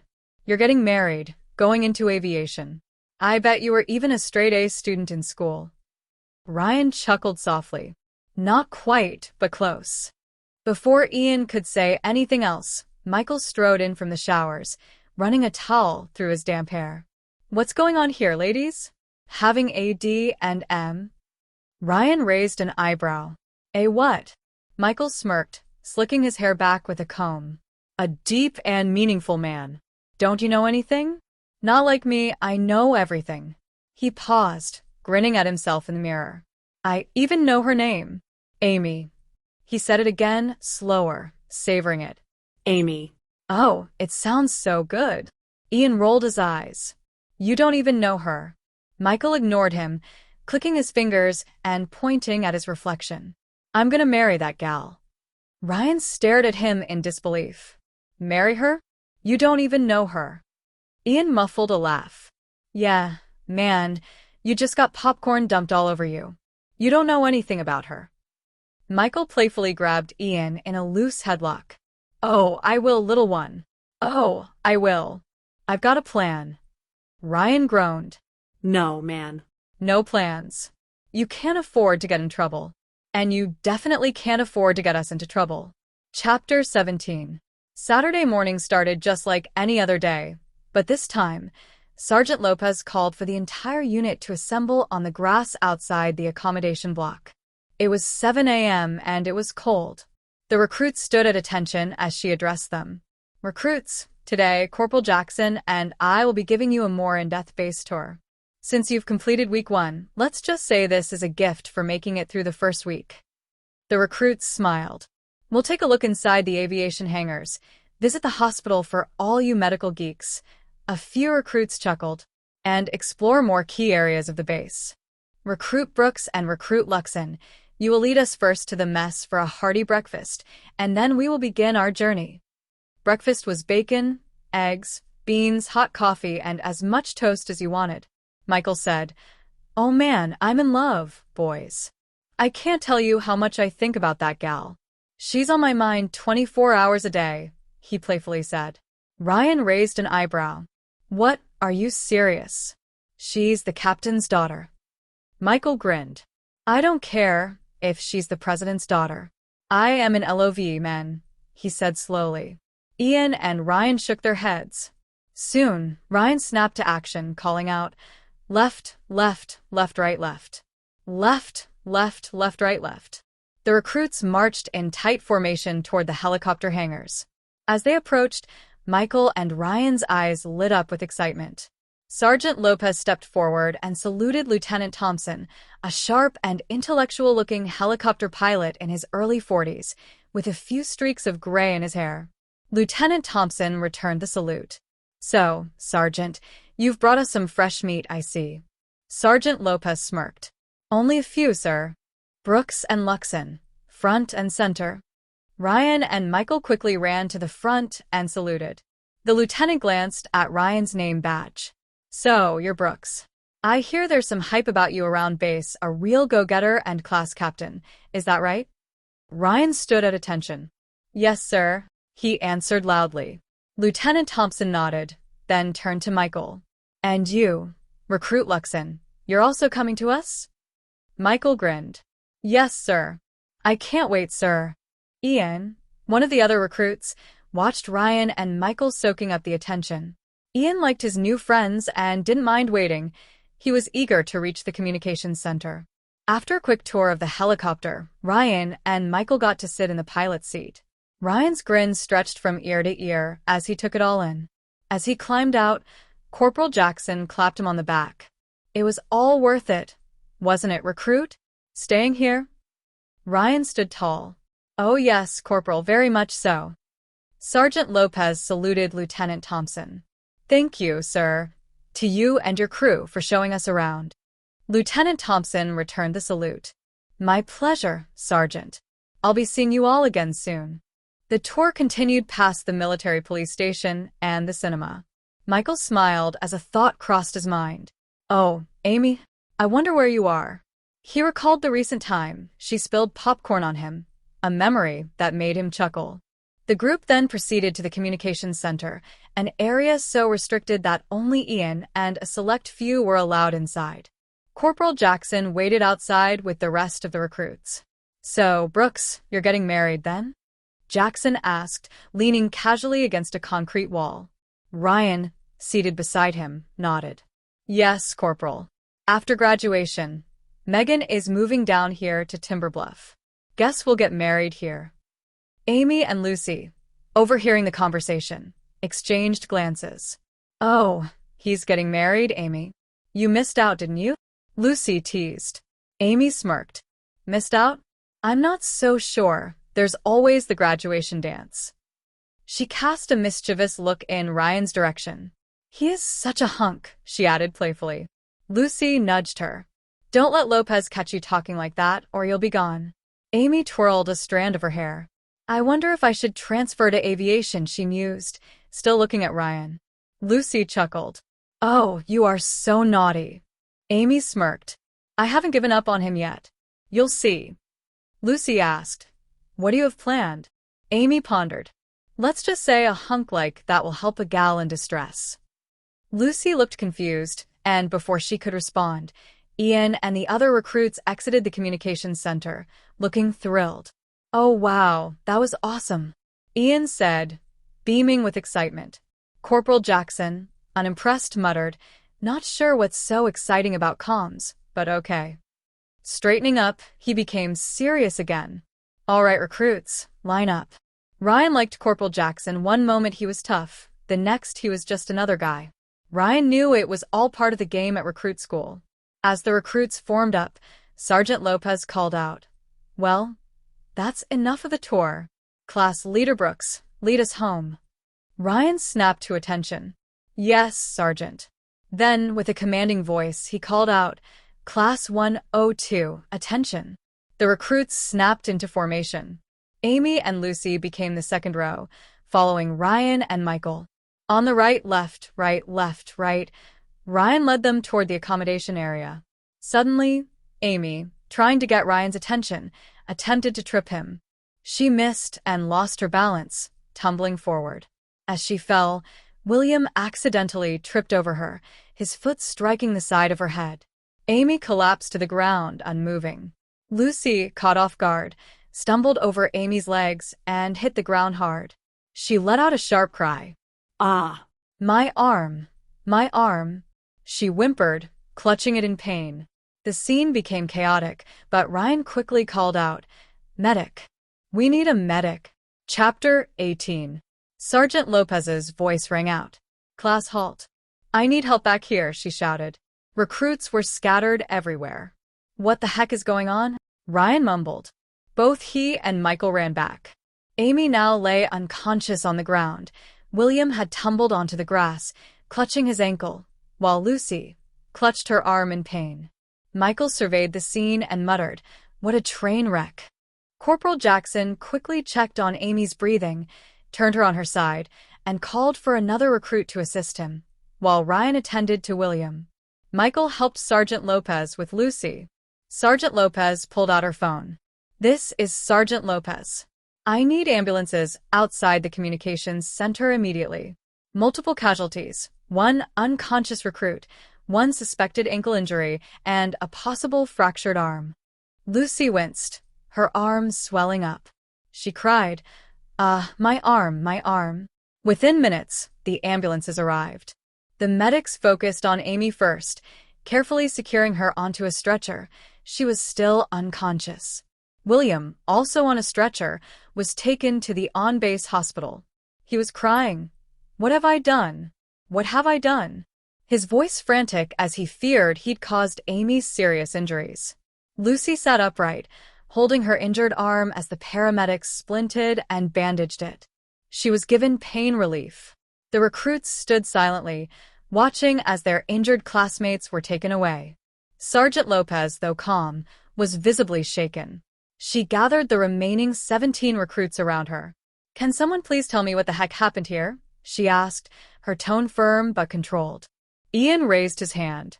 Sergeant, I was following Willie. I saw him trip over recruit Brompton after she went down. Then, as she fell, recruit Martin tripped over Brompton's legs. Sergeant Lopez looked around the group. Anyone else see what happened? Recruit Sanchez raised his hand. I saw what Recruit Parker said, Sergeant. Sergeant Lopez nodded. Okay, then. She quickly jotted down notes in her notebook, listing the sequence of events in bullet points. Once finished, she turned to Corporal Jackson. All right. Brooks, march us back to the accommodation blocks, double pace. Yes, Sergeant. Ryan shouted, straightening up. He turned to the recruits and commanded, Class 102, attention. The recruits snapped to position. On the right, left, right, left, right. Ryan led them back, his voice sharp and steady as the group moved in unison, the weight of the incident lingering in the air. Chapter 19. Ryan was back in his accommodation block with Michael and Ian, all three polishing their shoes and organizing their lockers. Their conversation drifted back to the earlier incident. That was crazy stuff, man, Michael said, blowing on his shoe before buffing it with his cloth. Sure was, Ryan agreed, shaking his head. I wonder how they're all doing. Ian nodded. Yeah, especially Amy. She was out cold. The room fell silent for a moment as they each focused on their tasks, the weight of the day's events still lingering in their minds. Sergeant Lopez appeared in the doorway. Ryan spotted her and immediately called out, "Room attention." The three men snapped to attention. "At ease, men," Lopez said.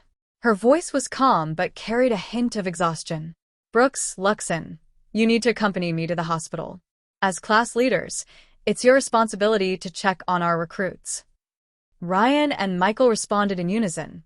"Yes, Sergeant." Lopez nodded. "Be ready in 5 minutes, gentlemen." Her voice was softer than usual, and it was clear that the events of the day had rattled her. "Yes, Sergeant." Ryan and Michael replied again in unison. Sergeant Lopez, alongside Ryan and Michael, marched into the hospital. She walked in step with the two recruits, her posture firm despite the long day. Approaching the reception desk, she addressed the nurse. "We're here for an update on recruits O'Neill, Martin, and Brunton." The nurse nodded and quickly checked her computer. "Yes, Sergeant. You're free to see them all. Recruits O'Neill and Martin are down the left corridor, while recruit Brunton is in a single room to the right." She paused, then added, "Room 14. "Thank you," Lopez replied. Then, turning to Ryan and Michael, she instructed, "Brooks, Luxon, go check on O'Neill and Martin.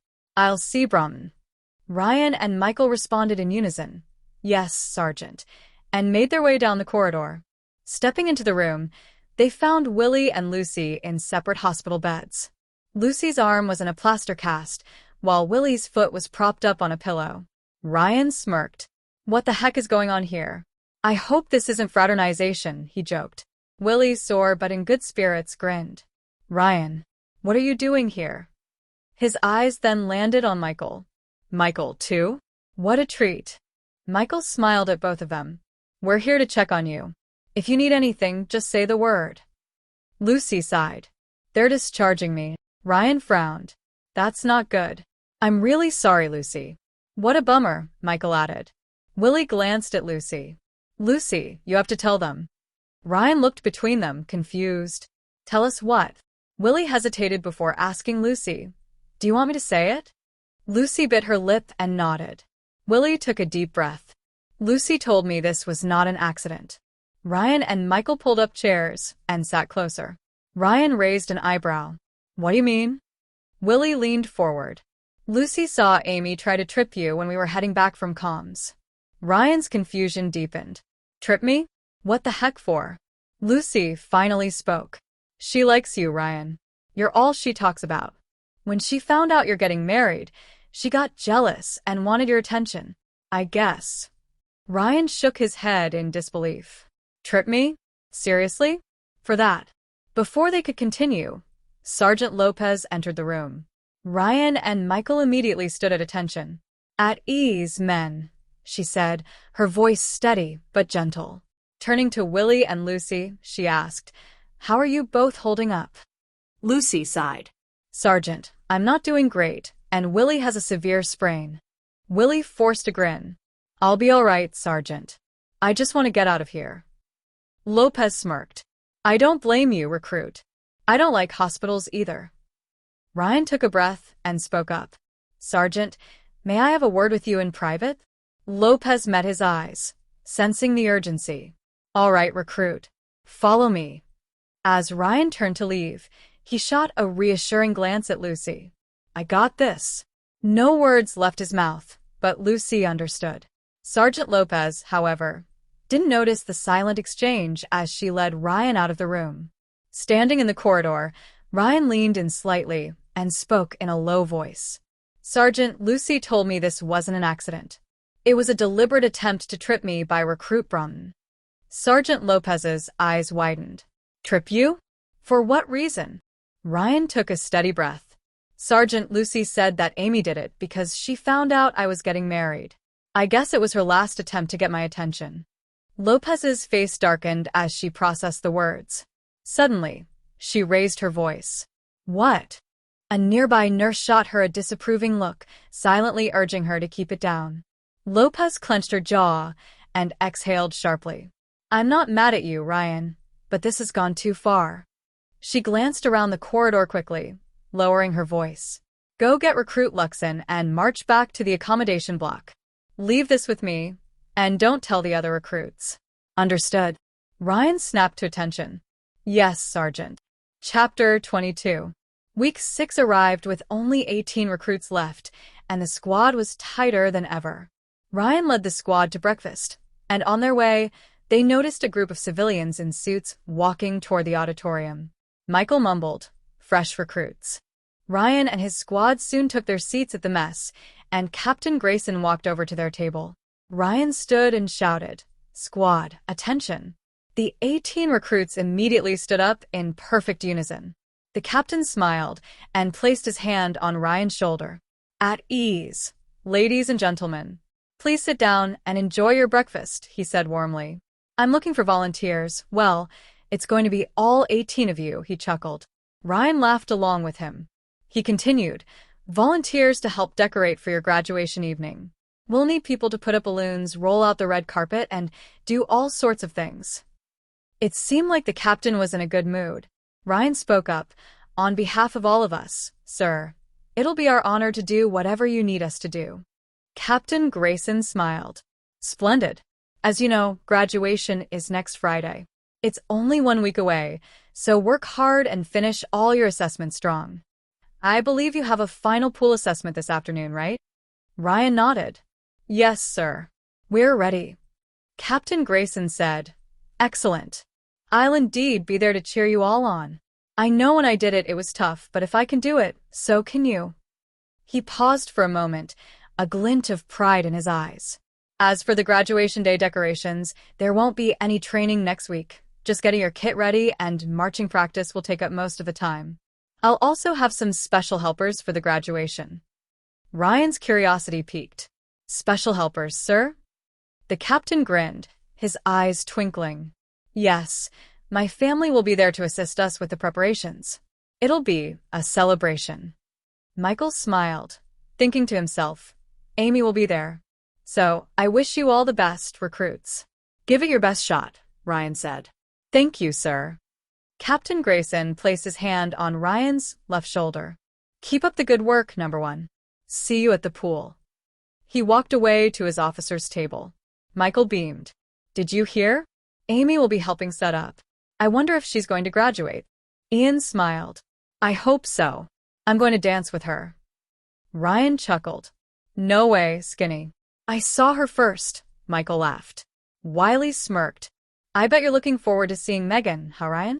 Oh, man, you have no idea. I can't wait to see her. I think her mom and dad will be there too, my folks as well. Michael raised an eyebrow. I never heard you talk about your parents, man. I thought maybe they weren't around. Ryan grinned. Oh, they've always been around. Without them, I wouldn't be here. They're wonderful folks. Ian listened quietly. He didn't have a dad, and hearing Ryan talk about his parents made him feel a pang of jealousy. Chapter 23. The day ticked by quickly. After graduation marching practice and Sergeant Lopez nearly losing her voice yelling at recruits, it was finally 3 p.m., the final swim test. The 88-meter challenge, also known as Hell 800, was designed to simulate a downed ship or helicopter in the ocean. Recruits had to swim for a long time, with no retries. It was a pass-or-fail test. Captain Grayson walked into the facility, and the recruits snapped to attention. 18 of them stood at the edge of the pool, toes lined up. Corporal Jackson fired the starting gun. Captain Grayson sat with his wife, Alice, who had come to watch, and there was Amy. Michael smiled but missed the starting gun. He was too busy looking at her. It was obvious that Amy smiled back. The 18 recruits swam strong. Ryan led the way, and even after finishing, he swam back to encourage others. One recruit, Sanchez, got a major leg cramp and cried out for help. The test had to stop. Ryan tried to help, but Sanchez was forced to quit. The training was now over, and the squad was down to 17 members. The final 17 stood outside the pool. Some collapsed, some stood, and some lay on their backs. Captain Grayson, Alice, and Amy walked over, clapping. "Well done, recruits." "Well done," Captain Grayson said. Ryan, barely managing to stand, shouted, "Recruits, attention." The recruits stood to their feet and saluted. Captain Grayson saluted back and shook Ryan's hand. "Well done, Recruit Brooks. Going back for your fallen man. That was heroic. That's what makes a great officer. I'm putting you up for an officer promotion, son." Ryan, still catching his breath, saluted again. "Thank you, sir." Captain Grayson saluted back. "Well done, son." Amy caught Michael's eye, and he smiled. Alice noticed the small interaction and led Amy away. Sergeant Lopez's voice cut through the moment. "All right, recruits. You've got 10 minutes to get yourselves together. Then we march back." On the way back, Ryan led the group, exhausted but thrilled. "A lieutenant. That's what that means," Michael said when they got back to the dorm. "Don't expect me to salute you," Michael joked. Ian grinned. "I'll salute you, Ryan." Ryan chuckled. "Thanks, I-Man." Ian smiled. "I-Man? I like it." Just then, a knock came at the door. Wiley stepped in. "Hey, boys, have you seen $10? I left it on my counter, and now it's gone." Ryan frowned. "Why'd you leave money out, man?" "I was packing up my stuff. It must have fallen out of my wallet." Ryan stood up. "I'll go see the corporal, all right?" Wiley grinned. "Thanks, Ryan."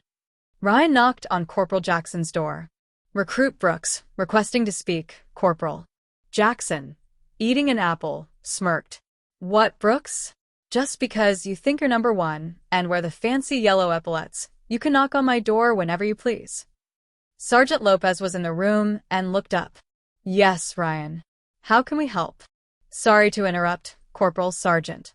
Wiley lost money in his room, and I think someone took it." Corporal Jackson glanced at Lopez. "Oh, here we go again." Chapter 24. Lopez sighed. "Ryan, call a hallway 102. Then we'll come down." Ryan snapped to attention. "Yes, Sergeant." As he walked out, Lopez turned to Jackson. "Did you hear? Ryan's being put up for officer recommendation." Jackson smirked. "Yeah, I heard. That means we're gonna have to salute him now." He chuckled, shaking his head. Soon, the recruits were lined up outside their rooms. Sergeant Lopez marched down the pristine hallway, her boots so polished she could see her reflection in them. "Recruit O'Neill, have you found your money?" "No, Sergeant, I haven't." Wiley called back, his voice tense. Lopez narrowed her eyes, her tone cold. "One thing I hate in life is a thief. We do not have thieves in U.E.R.C. Thieves are bugs. Bugs get crushed. Does anyone have Recruit O'Neill's money? You'd better speak now, or else." The hallway fell silent. Corporal Jackson snapped. "All right, find some space. It's push-up time. Even you, O'Neill. Get down." The recruits hit the ground, their voices echoing in unison. 1, 2, 3. At 50 push-ups, Sergeant Lopez stalked between them, her eyes scanning every face as she barked questions. "Was it you who took O'Neill's money?" A recruit shouted back. "No, Sergeant. I didn't take any money. I'm no thief." Jackson leaned into Ryan's ear. "Did you take the money, number one?" Ryan pushed up, his voice firm as he shouted. "No, Corporal. I would never stoop that low." Lopez crouched beside Ian. "Did you take the money, Scrawny?" "No, Sergeant. I wouldn't do that to my friends," Ian said, his voice tight with frustration. Suddenly, Wiley's voice rang out. "I found it, Sergeant. I found it." Lopez froze, her eyes snapping to him. "Stand up. What do you mean you found it?" Grinning, Wiley held up the crumpled note. "It was in my top pocket. I forgot I put it there." Corporal Jackson sighed, but couldn't hide his chuckle. Lopez shook her head. "Right. O'Neill, my office. The rest of you, get on with your day." The accommodation block was buzzing with laughter and jokes about their free fitness class, thanks to Wiley's $10 bill. Wiley dropped onto Ryan's bed with a groan. I got mess duty tonight. Ryan slapped his back, laughing. I bet you'll keep track of your money now. Wiley chuckled, Ian joining in with a grin. Michael leaned back, his tone light and teasing. Did you all see Amy today? Oh man, that's my future wife right there. Ryan smirked. You're playing with fire, man. If the captain sees you near his daughter, you'd better watch out. Chapter 25. The week flew by. Soon it was Friday, graduation day. Ryan couldn't sleep. He was up at 4 a.m., showered, dressed, pacing the room. Other recruits were awake too, nerves keeping them from resting. Ian rubbed his hands together. Today's the day, men. Ryan grinned. I can't wait to get out of here and get on those choppers, man. Michael smirked. All I'm thinking about is seeing Amy. Ryan shook his head. At 6 a.m., the lights flipped on. But this morning, Corporal Jackson didn't yell. He walked calmly through the dorm, shaking each recruit's hand. Good morning, Ryan. Ryan blinked in surprise. Good morning, Corporal. Jackson turned to Ian. Just straighten up your bed a bit, mate. It's a little off. Good morning to you. Ian, stunned, watched as Jackson moved on thinking. Did that really just happen? Sergeant Lopez, with his same calm demeanor, walked slowly down the corridor. Ladies and gentlemen, please come out into the hallway. There was no yelling. It was as if the sergeant and corporal were different people. It felt strange. As the recruits stood at attention, the sergeant spoke. At ease. Sergeant Lopez walked slowly up and down the line before stopping in front of Ian. Ian, isn't it? Ian nodded. Yes, Sergeant. Lopez examined him briefly. Ian, you missed a hair on your chin. You need to make sure you shave properly. Come and see me after this. I want to make sure you're all squared away. Today is graduation. She moved on to William O'Neill. Mr. O'Neill, are you looking forward to graduation, son? William smiled. Yes, Sergeant, I am. Lopez nodded approvingly. Be ready in 3 minutes to march to breakfast. I hear there's a special treat for you graduation recruits today. The recruits exchanged curious glances, wondering what the treat might be. Sergeant Lopez continued. After breakfast, we'll meet outside the mess hall and march to the graduation square, where we'll perform our final drill. The band will be joining us this morning, so it will be a real treat for us all. Ryan smiled. He had only ever seen military marching bands on TV, and now he was about to march alongside one. Corporal Jackson added, and don't forget, after marching practice, we'll go directly to the graduation function and assist Captain Grayson and his family with the decorations. He made it sound like a war assignment. The recruits responded in unison. Yes, Corporal. After that, Jackson continued, we'll come back here, shower, get a final uniform inspection, and then head out to graduation. I know your families will be waiting for you in the grandstand, clapping as we march. I'm proud of each and every one of you. When you first arrived, you were unshaven, unkempt, and undisciplined, he chuckled. But now look at you, ready to serve the U.E.R.C. I'm proud to call you my colleagues. Ryan shouted. Thank you, Corporal.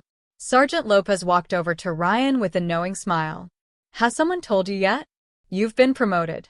After graduation, you'll become a lieutenant of the U.E.R.C. She placed a hand on his shoulder. I'm so proud of you, Ryan. You've come a long way. Tears welled up in Ryan's eyes. Thank you, Sergeant. I couldn't have done it without you and the corporal. Trying to keep her own emotions in check, Lopez straightened up. All right, recruits, line up outside.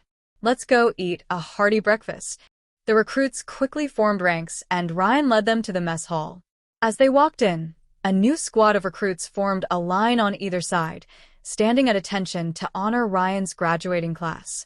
At the end of the formation stood all the training staff, including Captain Grayson, clapping as Ryan's squad entered for breakfast.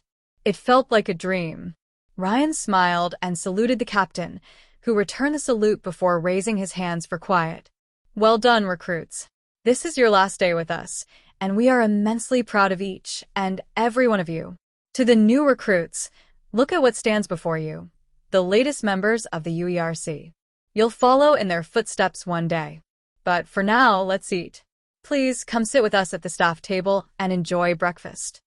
The recruits took their seats, with Ryan placed beside Captain Grayson.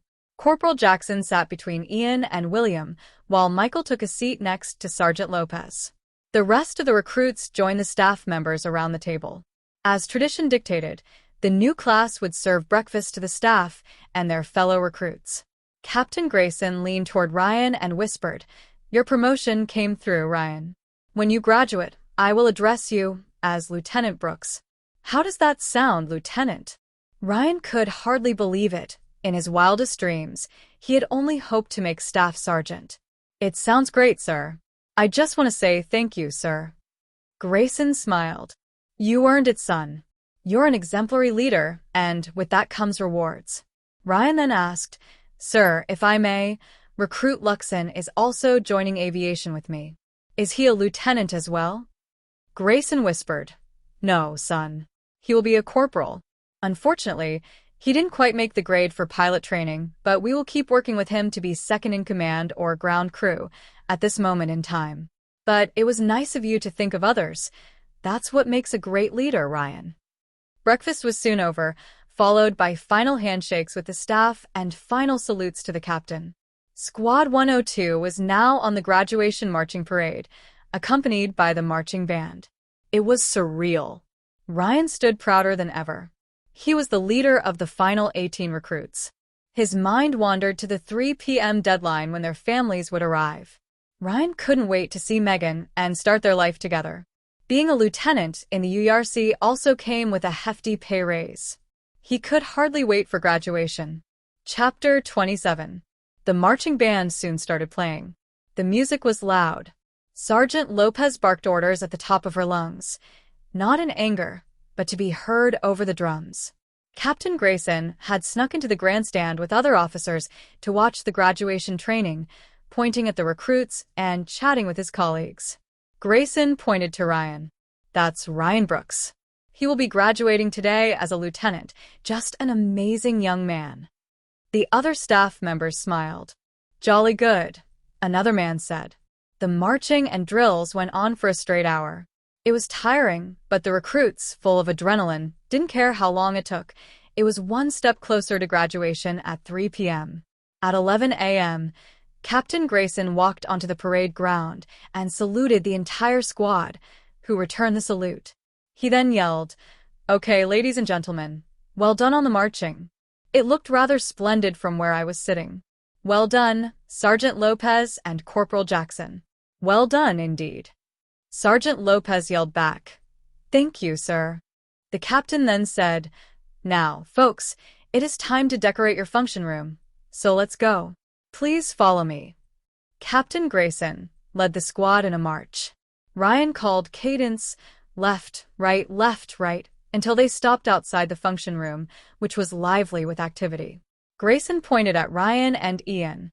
"Ryan and Ian." "Yes, sir," Ian replied.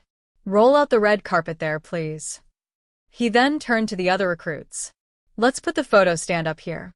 Nearby, Michael spotted Amy, who was decorating a wall near where the live band would play. He walked straight over to her. "Amy, isn't it?"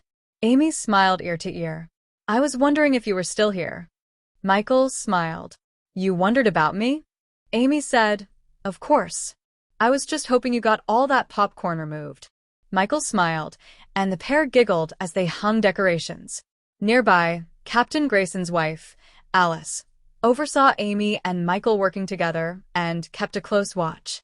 Michael said, "So, will you be attending tonight's event?" Amy blushed. "Of course. As the captain's daughter, I don't get a say in it." Michael handed Amy a balloon, and their hands quickly touched. "I hope I will get a dance tonight then," Michael said. Amy smirked. "I'll think about it." Meanwhile, Captain Grayson ran around frantically to ensure the night would be a great send-off for the graduating class.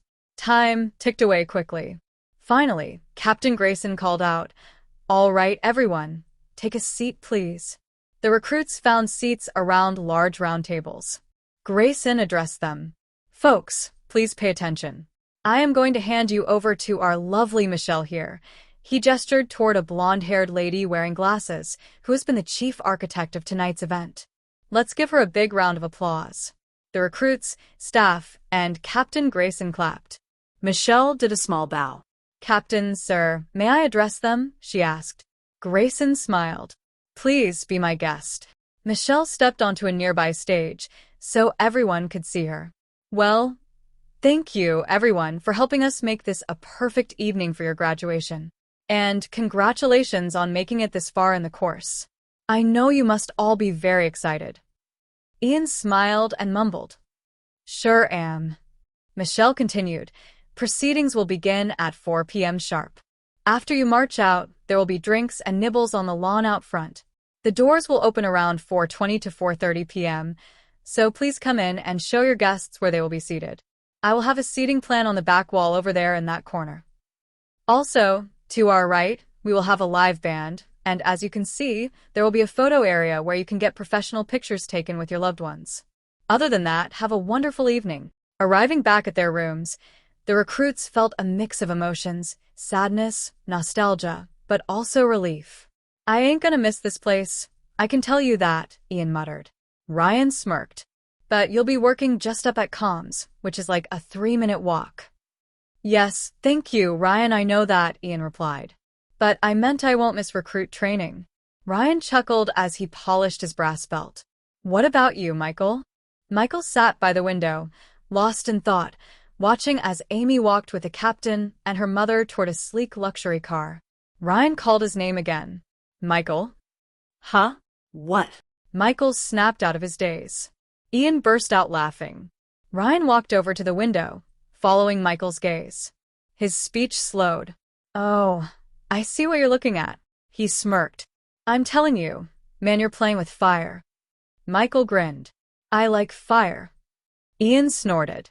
Then why didn't you join the fire brigade? Michael feigned laughter. Haha, very funny. Ryan giggled. That was a good one, man. Michael grinned. I touched her hand. She has beautiful hands.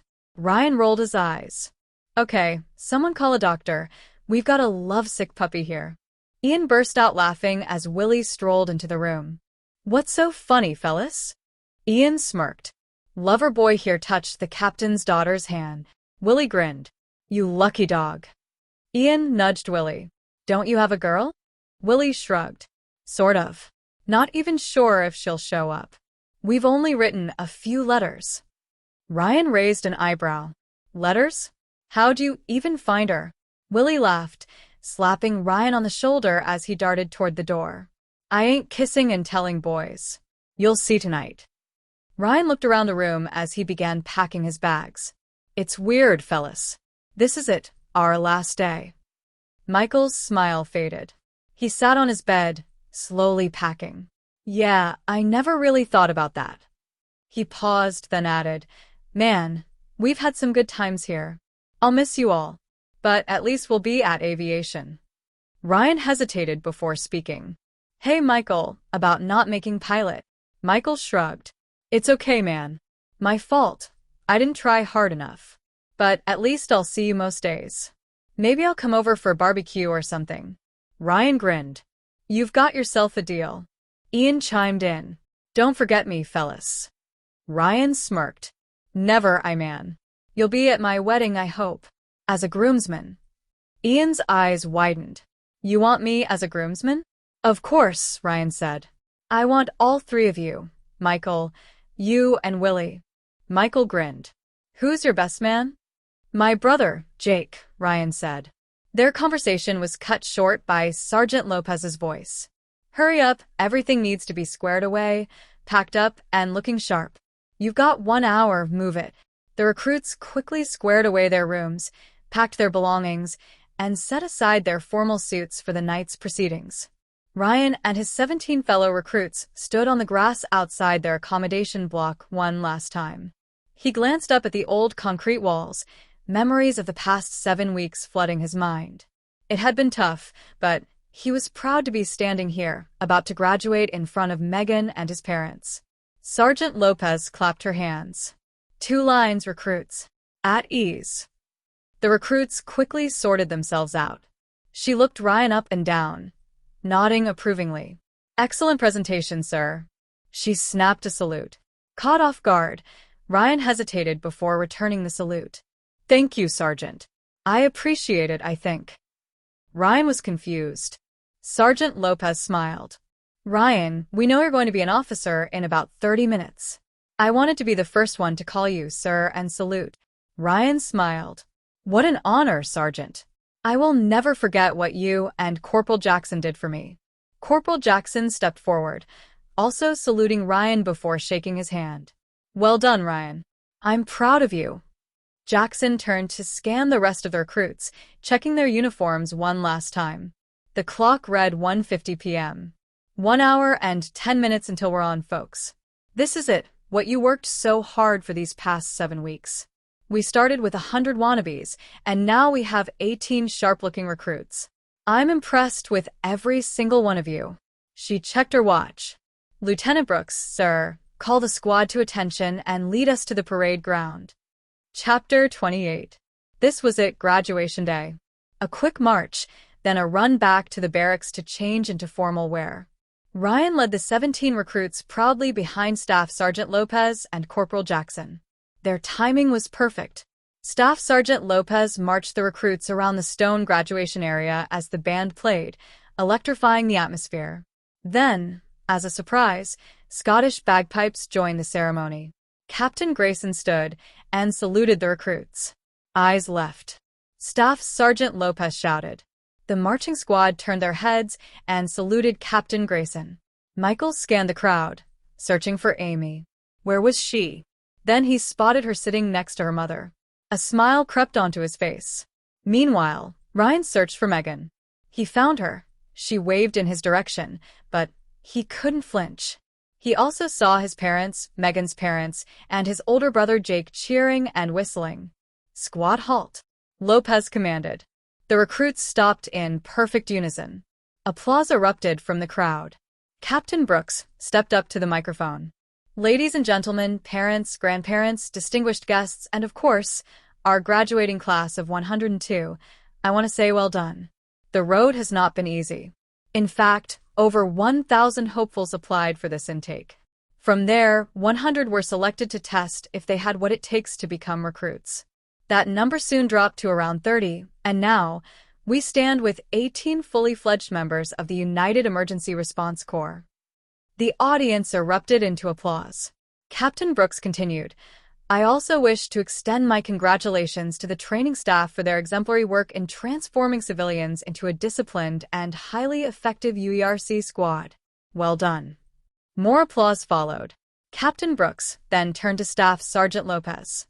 We have another special announcement. This morning, Staff Sergeant Lopez received a promotion. Congratulations, Staff Sergeant Lopez. The crowd cheered as Lopez walked toward the captain, saluted, and received her new epaulets. Well done, Staff Sergeant, Captain Grayson said. She saluted again and returned to her place in line with the squad. Captain Grayson continued, Next, I want to recognize a young man who faced many challenges but overcame them to become the most improved recruit. This award goes to William O'Neill. The audience clapped as William stepped forward, saluted, and accepted a small golden trophy. He smiled all the way back to his squad. Captain Grayson then took a deep breath. This year, we have something truly special. A very rare honor. I wish to call forward Recruit Brooks. Megan watched as Ryan stepped out of the line toward the captain, saluting him. Ryan's parents were in tears. They could hardly believe it was their son standing there. Megan shouted, Go, honey. Ryan smiled, saluted again, and the captain whispered, I'm guessing that's your future wife. Ryan blushed. Yes, sir. The captain chuckled. It's all right, son. Stay here for a moment. Captain Grayson addressed the audience again. Ladies and gentlemen, as I mentioned, this is a rare moment. This young man came to us looking for a better life, determined to prove himself. Not only has he succeeded, but he has demonstrated remarkable leadership. Megan was crying, watching Ryan on the parade ground. Her mother comforted her. Oh, honey, he's okay. Captain Grayson continued, He has proven to be such a capable leader that he is not just graduating as a member, but as an officer. Welcome to the U.E.R.C, Lieutenant Brooks. Gasps and cheers filled the air as the captain saluted Ryan. Ryan returned the salute, his eyes glistening with emotion. Before you return to your squad, Lieutenant, you are also this year's top recruit. The crowd erupted into cheers as Ryan stepped forward, a proud smile on his face. Captain Grayson held out a small golden trophy, engraved with 2025 Best Recruit. Ryan accepted it with gratitude, then turned to Grayson and snapped a sharp salute. The captain returned the gesture. As Ryan rejoined his fellow recruits, Captain Grayson raised his voice. Ladies and gentlemen, it is my honor to present to you, Class 102. Welcome to the U.E.R.C. Staff Sergeant Lopez stepped forward, her voice ringing with authority. Class 102, attention. Instantly, the recruits straightened, standing tall. By the right move. In perfect unison, the graduates turned and marched forward a few paces before stopping. Then, as if on cue, they flung their hats into the air, cheering as the realization hit them. They had done it. They had graduated. The families surged onto the parade ground, eager to reunite with their loved ones. Willie found his mother and wrapped her in a tight hug. Ian spotted his mother, rushing into her arms as tears filled both their eyes. Ryan turned just in time to see Megan running toward him. He caught her in his arms, lifting her off the ground as he kissed her deeply.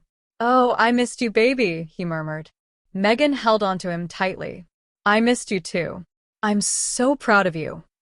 Ryan's parents reached them, and as soon as Ryan saw them, the emotions hit hard. He pulled his mother and father into a strong embrace. "I love you both so much," Ryan whispered, his voice thick with emotion. Mitch clapped his son's back. "We love you too, son. More than you know." Tears fell freely as families reunited, laughter and joy filling the air. After weeks of grueling training, sacrifice, and perseverance, they had made it. Class 102 had graduated. Chapter 29. Michael stood by the door, trying to peek inside. "Knock it off, will ya?"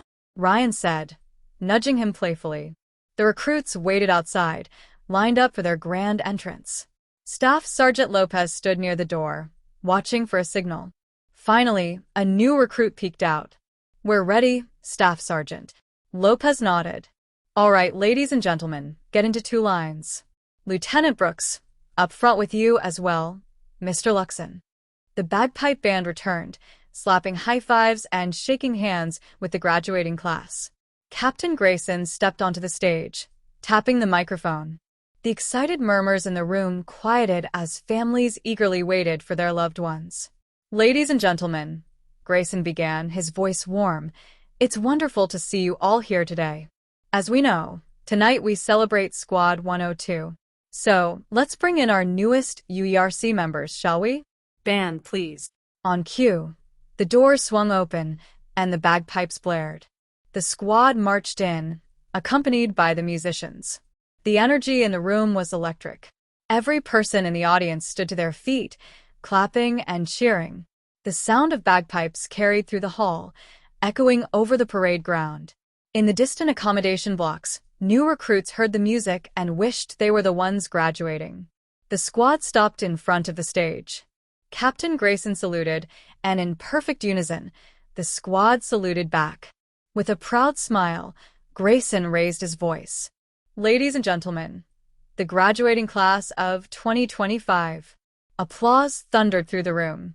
The squad was dismissed to their seats, and as they made their way to their tables, Michael leaned toward Ryan with a smirk.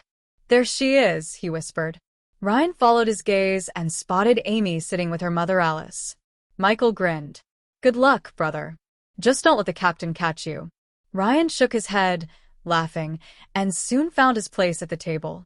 Sitting between his mother and Megan, he took a deep breath, finally able to relax. His father, brother Jake, Megan's parents, and their friends surrounded them, all engaged in happy conversation. Megan smiled at Ryan, squeezing his arm. "You look so much stronger, honey. They must feed you well here." Ryan chuckled and gave her a quick kiss. "They sure did." It was great here. Michael, overhearing, snorted. Great? I wouldn't go that far. His voice trailed off, and his expression changed. What the heck is she doing here? Ryan turned to look. Lucy, he mumbled. Megan tilted her head. Who's Lucy, darling? Ryan kept his voice casual. Just a recruit who got injured. Looks like she's back now. Ian smirked. I wonder what happened to Amy. Ryan shot him a look, silently telling him to shut it. Megan, catching on, turned to Ian with an amused smile. Who's Amy? Ryan quickly cleared his throat. No one. Ian grinned. No one? My foot. She had a huge whack. Under the table, Michael kicked Ian's shin. Ian winced, but wisely shut his mouth. Megan, however, had already pieced things together. She leaned in closer to Ryan, her voice playful. Did someone have a crush on my lieutenant? Before Ryan could respond, she kissed him, effectively ending the conversation. At that moment, Captain Grayson took the stage again, adjusting the microphone. As the room fell quiet, he smiled. Well, folks, it's that time. Tonight, we'll take a look back at what our graduates have been up to over the past 7 weeks.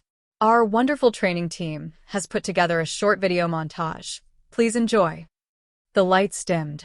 Ryan groaned. Oh no, they didn't. Megan giggled. Honey, this will be fun. She wrapped her arms around his, and he pulled her close as the video began. Dramatic action music blared through the speakers, and bold letters flashed across the screen. Welcome to the 2025 U.E.R.C. graduation. Starring Ryan Brooks. The first clip showed Ryan emerging from a mud pit, drenched, and yelling at someone still stuck in the muck. His face twisted into an intense grin, making the audience burst into laughter. Next up was William O'Neill. His parents clapped proudly as the screen showed William sprinting toward an obstacle wall, only to puke his guts out right before climbing over it. The crowd roared with laughter while Lucy squeezed his hand reassuringly. Then came Ian. Ian threw his hands in the air. The screen lit up with a clip of Ian racing after Ryan on the training field, until he tripped over a patch of grass and went tumbling. Laughter erupted throughout the room. Then came Michael's turn. Oh no, here it comes, he muttered. The clip showed Ryan in the accommodation block, doing push-ups, with Michael casually sitting on his back, grinning. I cannot believe they recorded that, Michael groaned, shaking his head. Across the room, Captain Grayson and Amy laughed. Amy glanced toward Michael, catching his eye. They exchanged a small smile. Then the narrator announced, introducing Staff Sergeant Lopez. Lopez, seated with her family and Corporal Jackson, sighed. Oh no. The video showed her in full drill sergeant mode, barking orders on the training parade, until her voice cracked into a squeaky rasp. The recruits in the audience cheered the loudest. She shook her head, laughing along with them. A few more recruits had their moments, then the narrator's voice deepened dramatically. And, of course, we could not forget 2 more of our beloved staff, Corporal Jackson. The clip showed Jackson secretly polishing his boots in his room while eating a banana. He laughed, pointing at Lopez. You did this, didn't you? Lopez smirked. Yes, I did, Frank. She clapped her hands, still chuckling. The narrator continued, and finally, to our highest-ranking officer here at U.E.R.C., a true friend to the recruits, our very own Captain Grayson. Sir, please take a bow. Captain Grayson stood, and every graduate in the room gave him a standing ovation. He nodded respectfully, waiting for the applause to die down. But the video wasn't over. The narrator's voice chimed in, but wait, there's more. The screen cut to the mess hall. Captain Grayson walked in, only for Willie to snap into an awkward salute, knocking a bowl of cereal all over the captain's boots. The entire room lost it. Grayson chuckled as Willie covered his face in embarrassment, trying not to laugh. Lucy patted Willie's arm, smiling at him.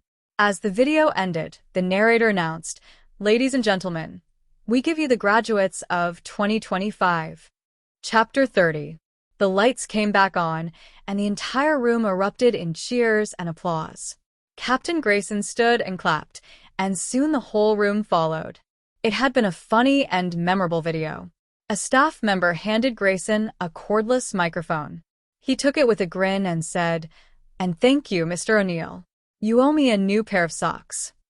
Willie, still red-faced, called out, "I am sorry, sir." Grayson laughed. Ryan was still chuckling as Megan wrapped her arm around his.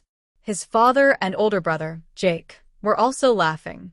Jake leaned in with a smirk. "So, little brother, how exactly did you end up face first in that mud pit?" Ryan shook his head with a grin. "I got stuck. I think these two pushed me." He pointed at Ian and Michael. Michael raised his hands innocently. Nope. "Not me," he said with a mischievous smile. Ryan's father, Mitch, chuckled. "Looks like you had a great time, son." Ryan nodded. "I did, Pop. But I missed you all."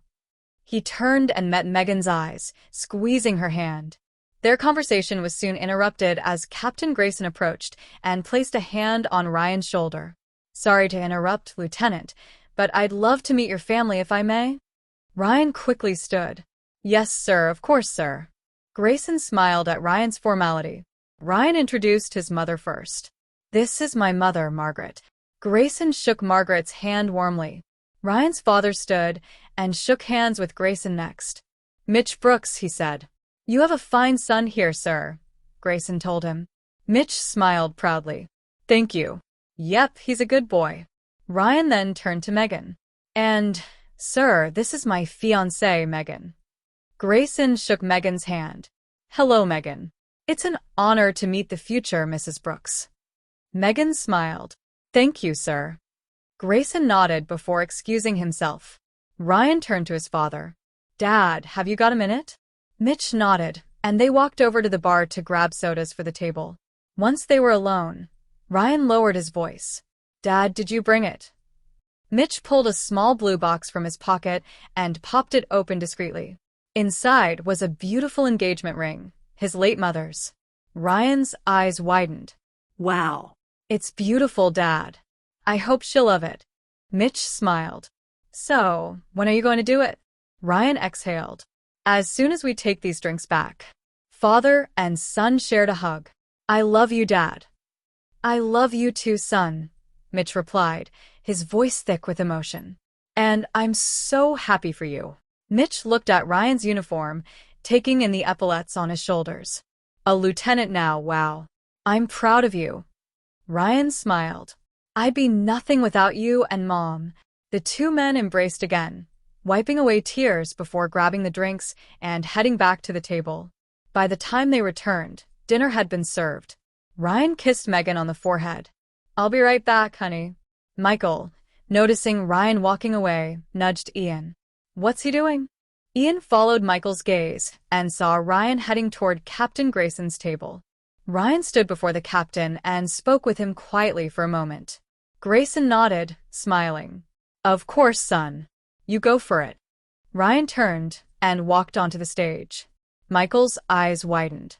"Wait, what is he doing?" Megan followed Michael's gaze and suddenly gasped as she saw Ryan standing at the microphone. Ryan tapped the mic, testing it. "Excuse me, ladies and gentlemen, excuse me." The chatter in the room died down. Ryan cleared his throat.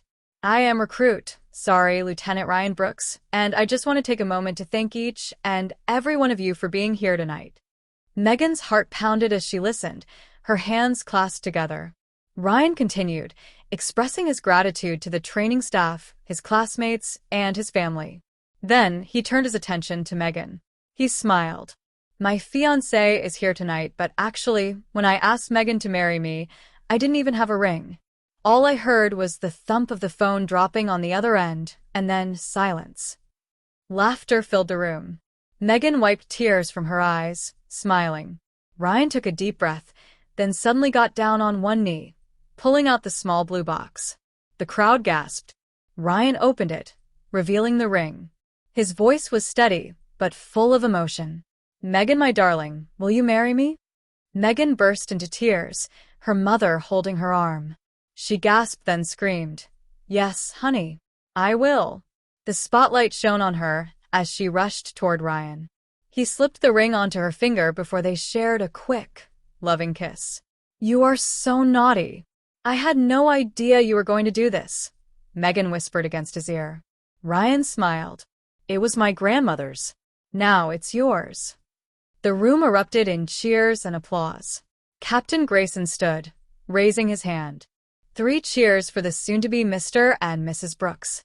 Hip hip hooray! The crowd chanted 3 times. Ryan held Megan close as the applause echoed through the function room. Lucy then hugged Megan. Congratulations, Megan. Ryan's a top fella. Megan hugged her back. Thank you. Willie suddenly blurted out. So, when are you two getting hitched? The group at the table launched into a lively discussion. Megan glanced at Ryan, waiting for an answer. Ryan shrugged playfully. Whenever you want, honey. Megan turned to Willie. Well, William, I'm not sure. Hopefully very soon. We need to find a house and everything since I'm moving out here. At that moment, Captain Grayson's voice came over the microphone. Ladies and gentlemen, the dance floor is now open. Michael clapped Ryan on the shoulder. Catch you later, man. Ryan and the group watched Michael walk to the captain's table. As they walked, Ryan muttered under his breath, "Oh no." Megan tilted her head. Why, honey, what's wrong? Ryan sighed with a small smile. That's the captain's daughter. Michael shook hands with Captain Grayson, then took the young woman's hand and led her onto the dance floor. They joined arms and started slow dancing. Ryan turned to Megan. Shall we, honey? He led her onto the dance floor, joined by Willie and Lucy, while Ian remained seated, glancing around the room. He didn't know many of the female recruits since most had already left, but he soon struck up a conversation with Ryan's brother, Jake. They talked about camping and 4-wheel drives, but Ian couldn't help steering the conversation toward computers and communications, excitedly telling Jake his life story. As the night went on, Amy and Michael danced to nearly every song, eventually swapping phone numbers. When the event came to an end, Ryan and Megan, along with their family, prepared to leave the function room. Just as they were about to step out, Ryan gently took Megan's hand. Honey, could you come with me for a moment? Hand in hand, they walked toward Captain Grayson, who was engaged in conversation. Ryan waited respectfully until the captain finished speaking. Ryan, Captain Grayson greeted. And Mrs. Brooks to be. Megan smiled warmly. Ryan extended his hand for a handshake. Sir, once again, I just want to say thank you for believing in me and for such a wonderful evening. Captain Grayson placed a firm hand on Ryan's shoulder. No problem at all, Lieutenant. I look forward to seeing you after your 2-week break. Ryan nodded. Yes, sir. Looking forward to it. He hesitated for a moment before continuing. Sir, Megan and I would love for you and your family to attend our wedding. We'll announce the date as soon as possible, but I do hope you can make it. Captain Grayson smiled. Of course, young man. We'd be honored.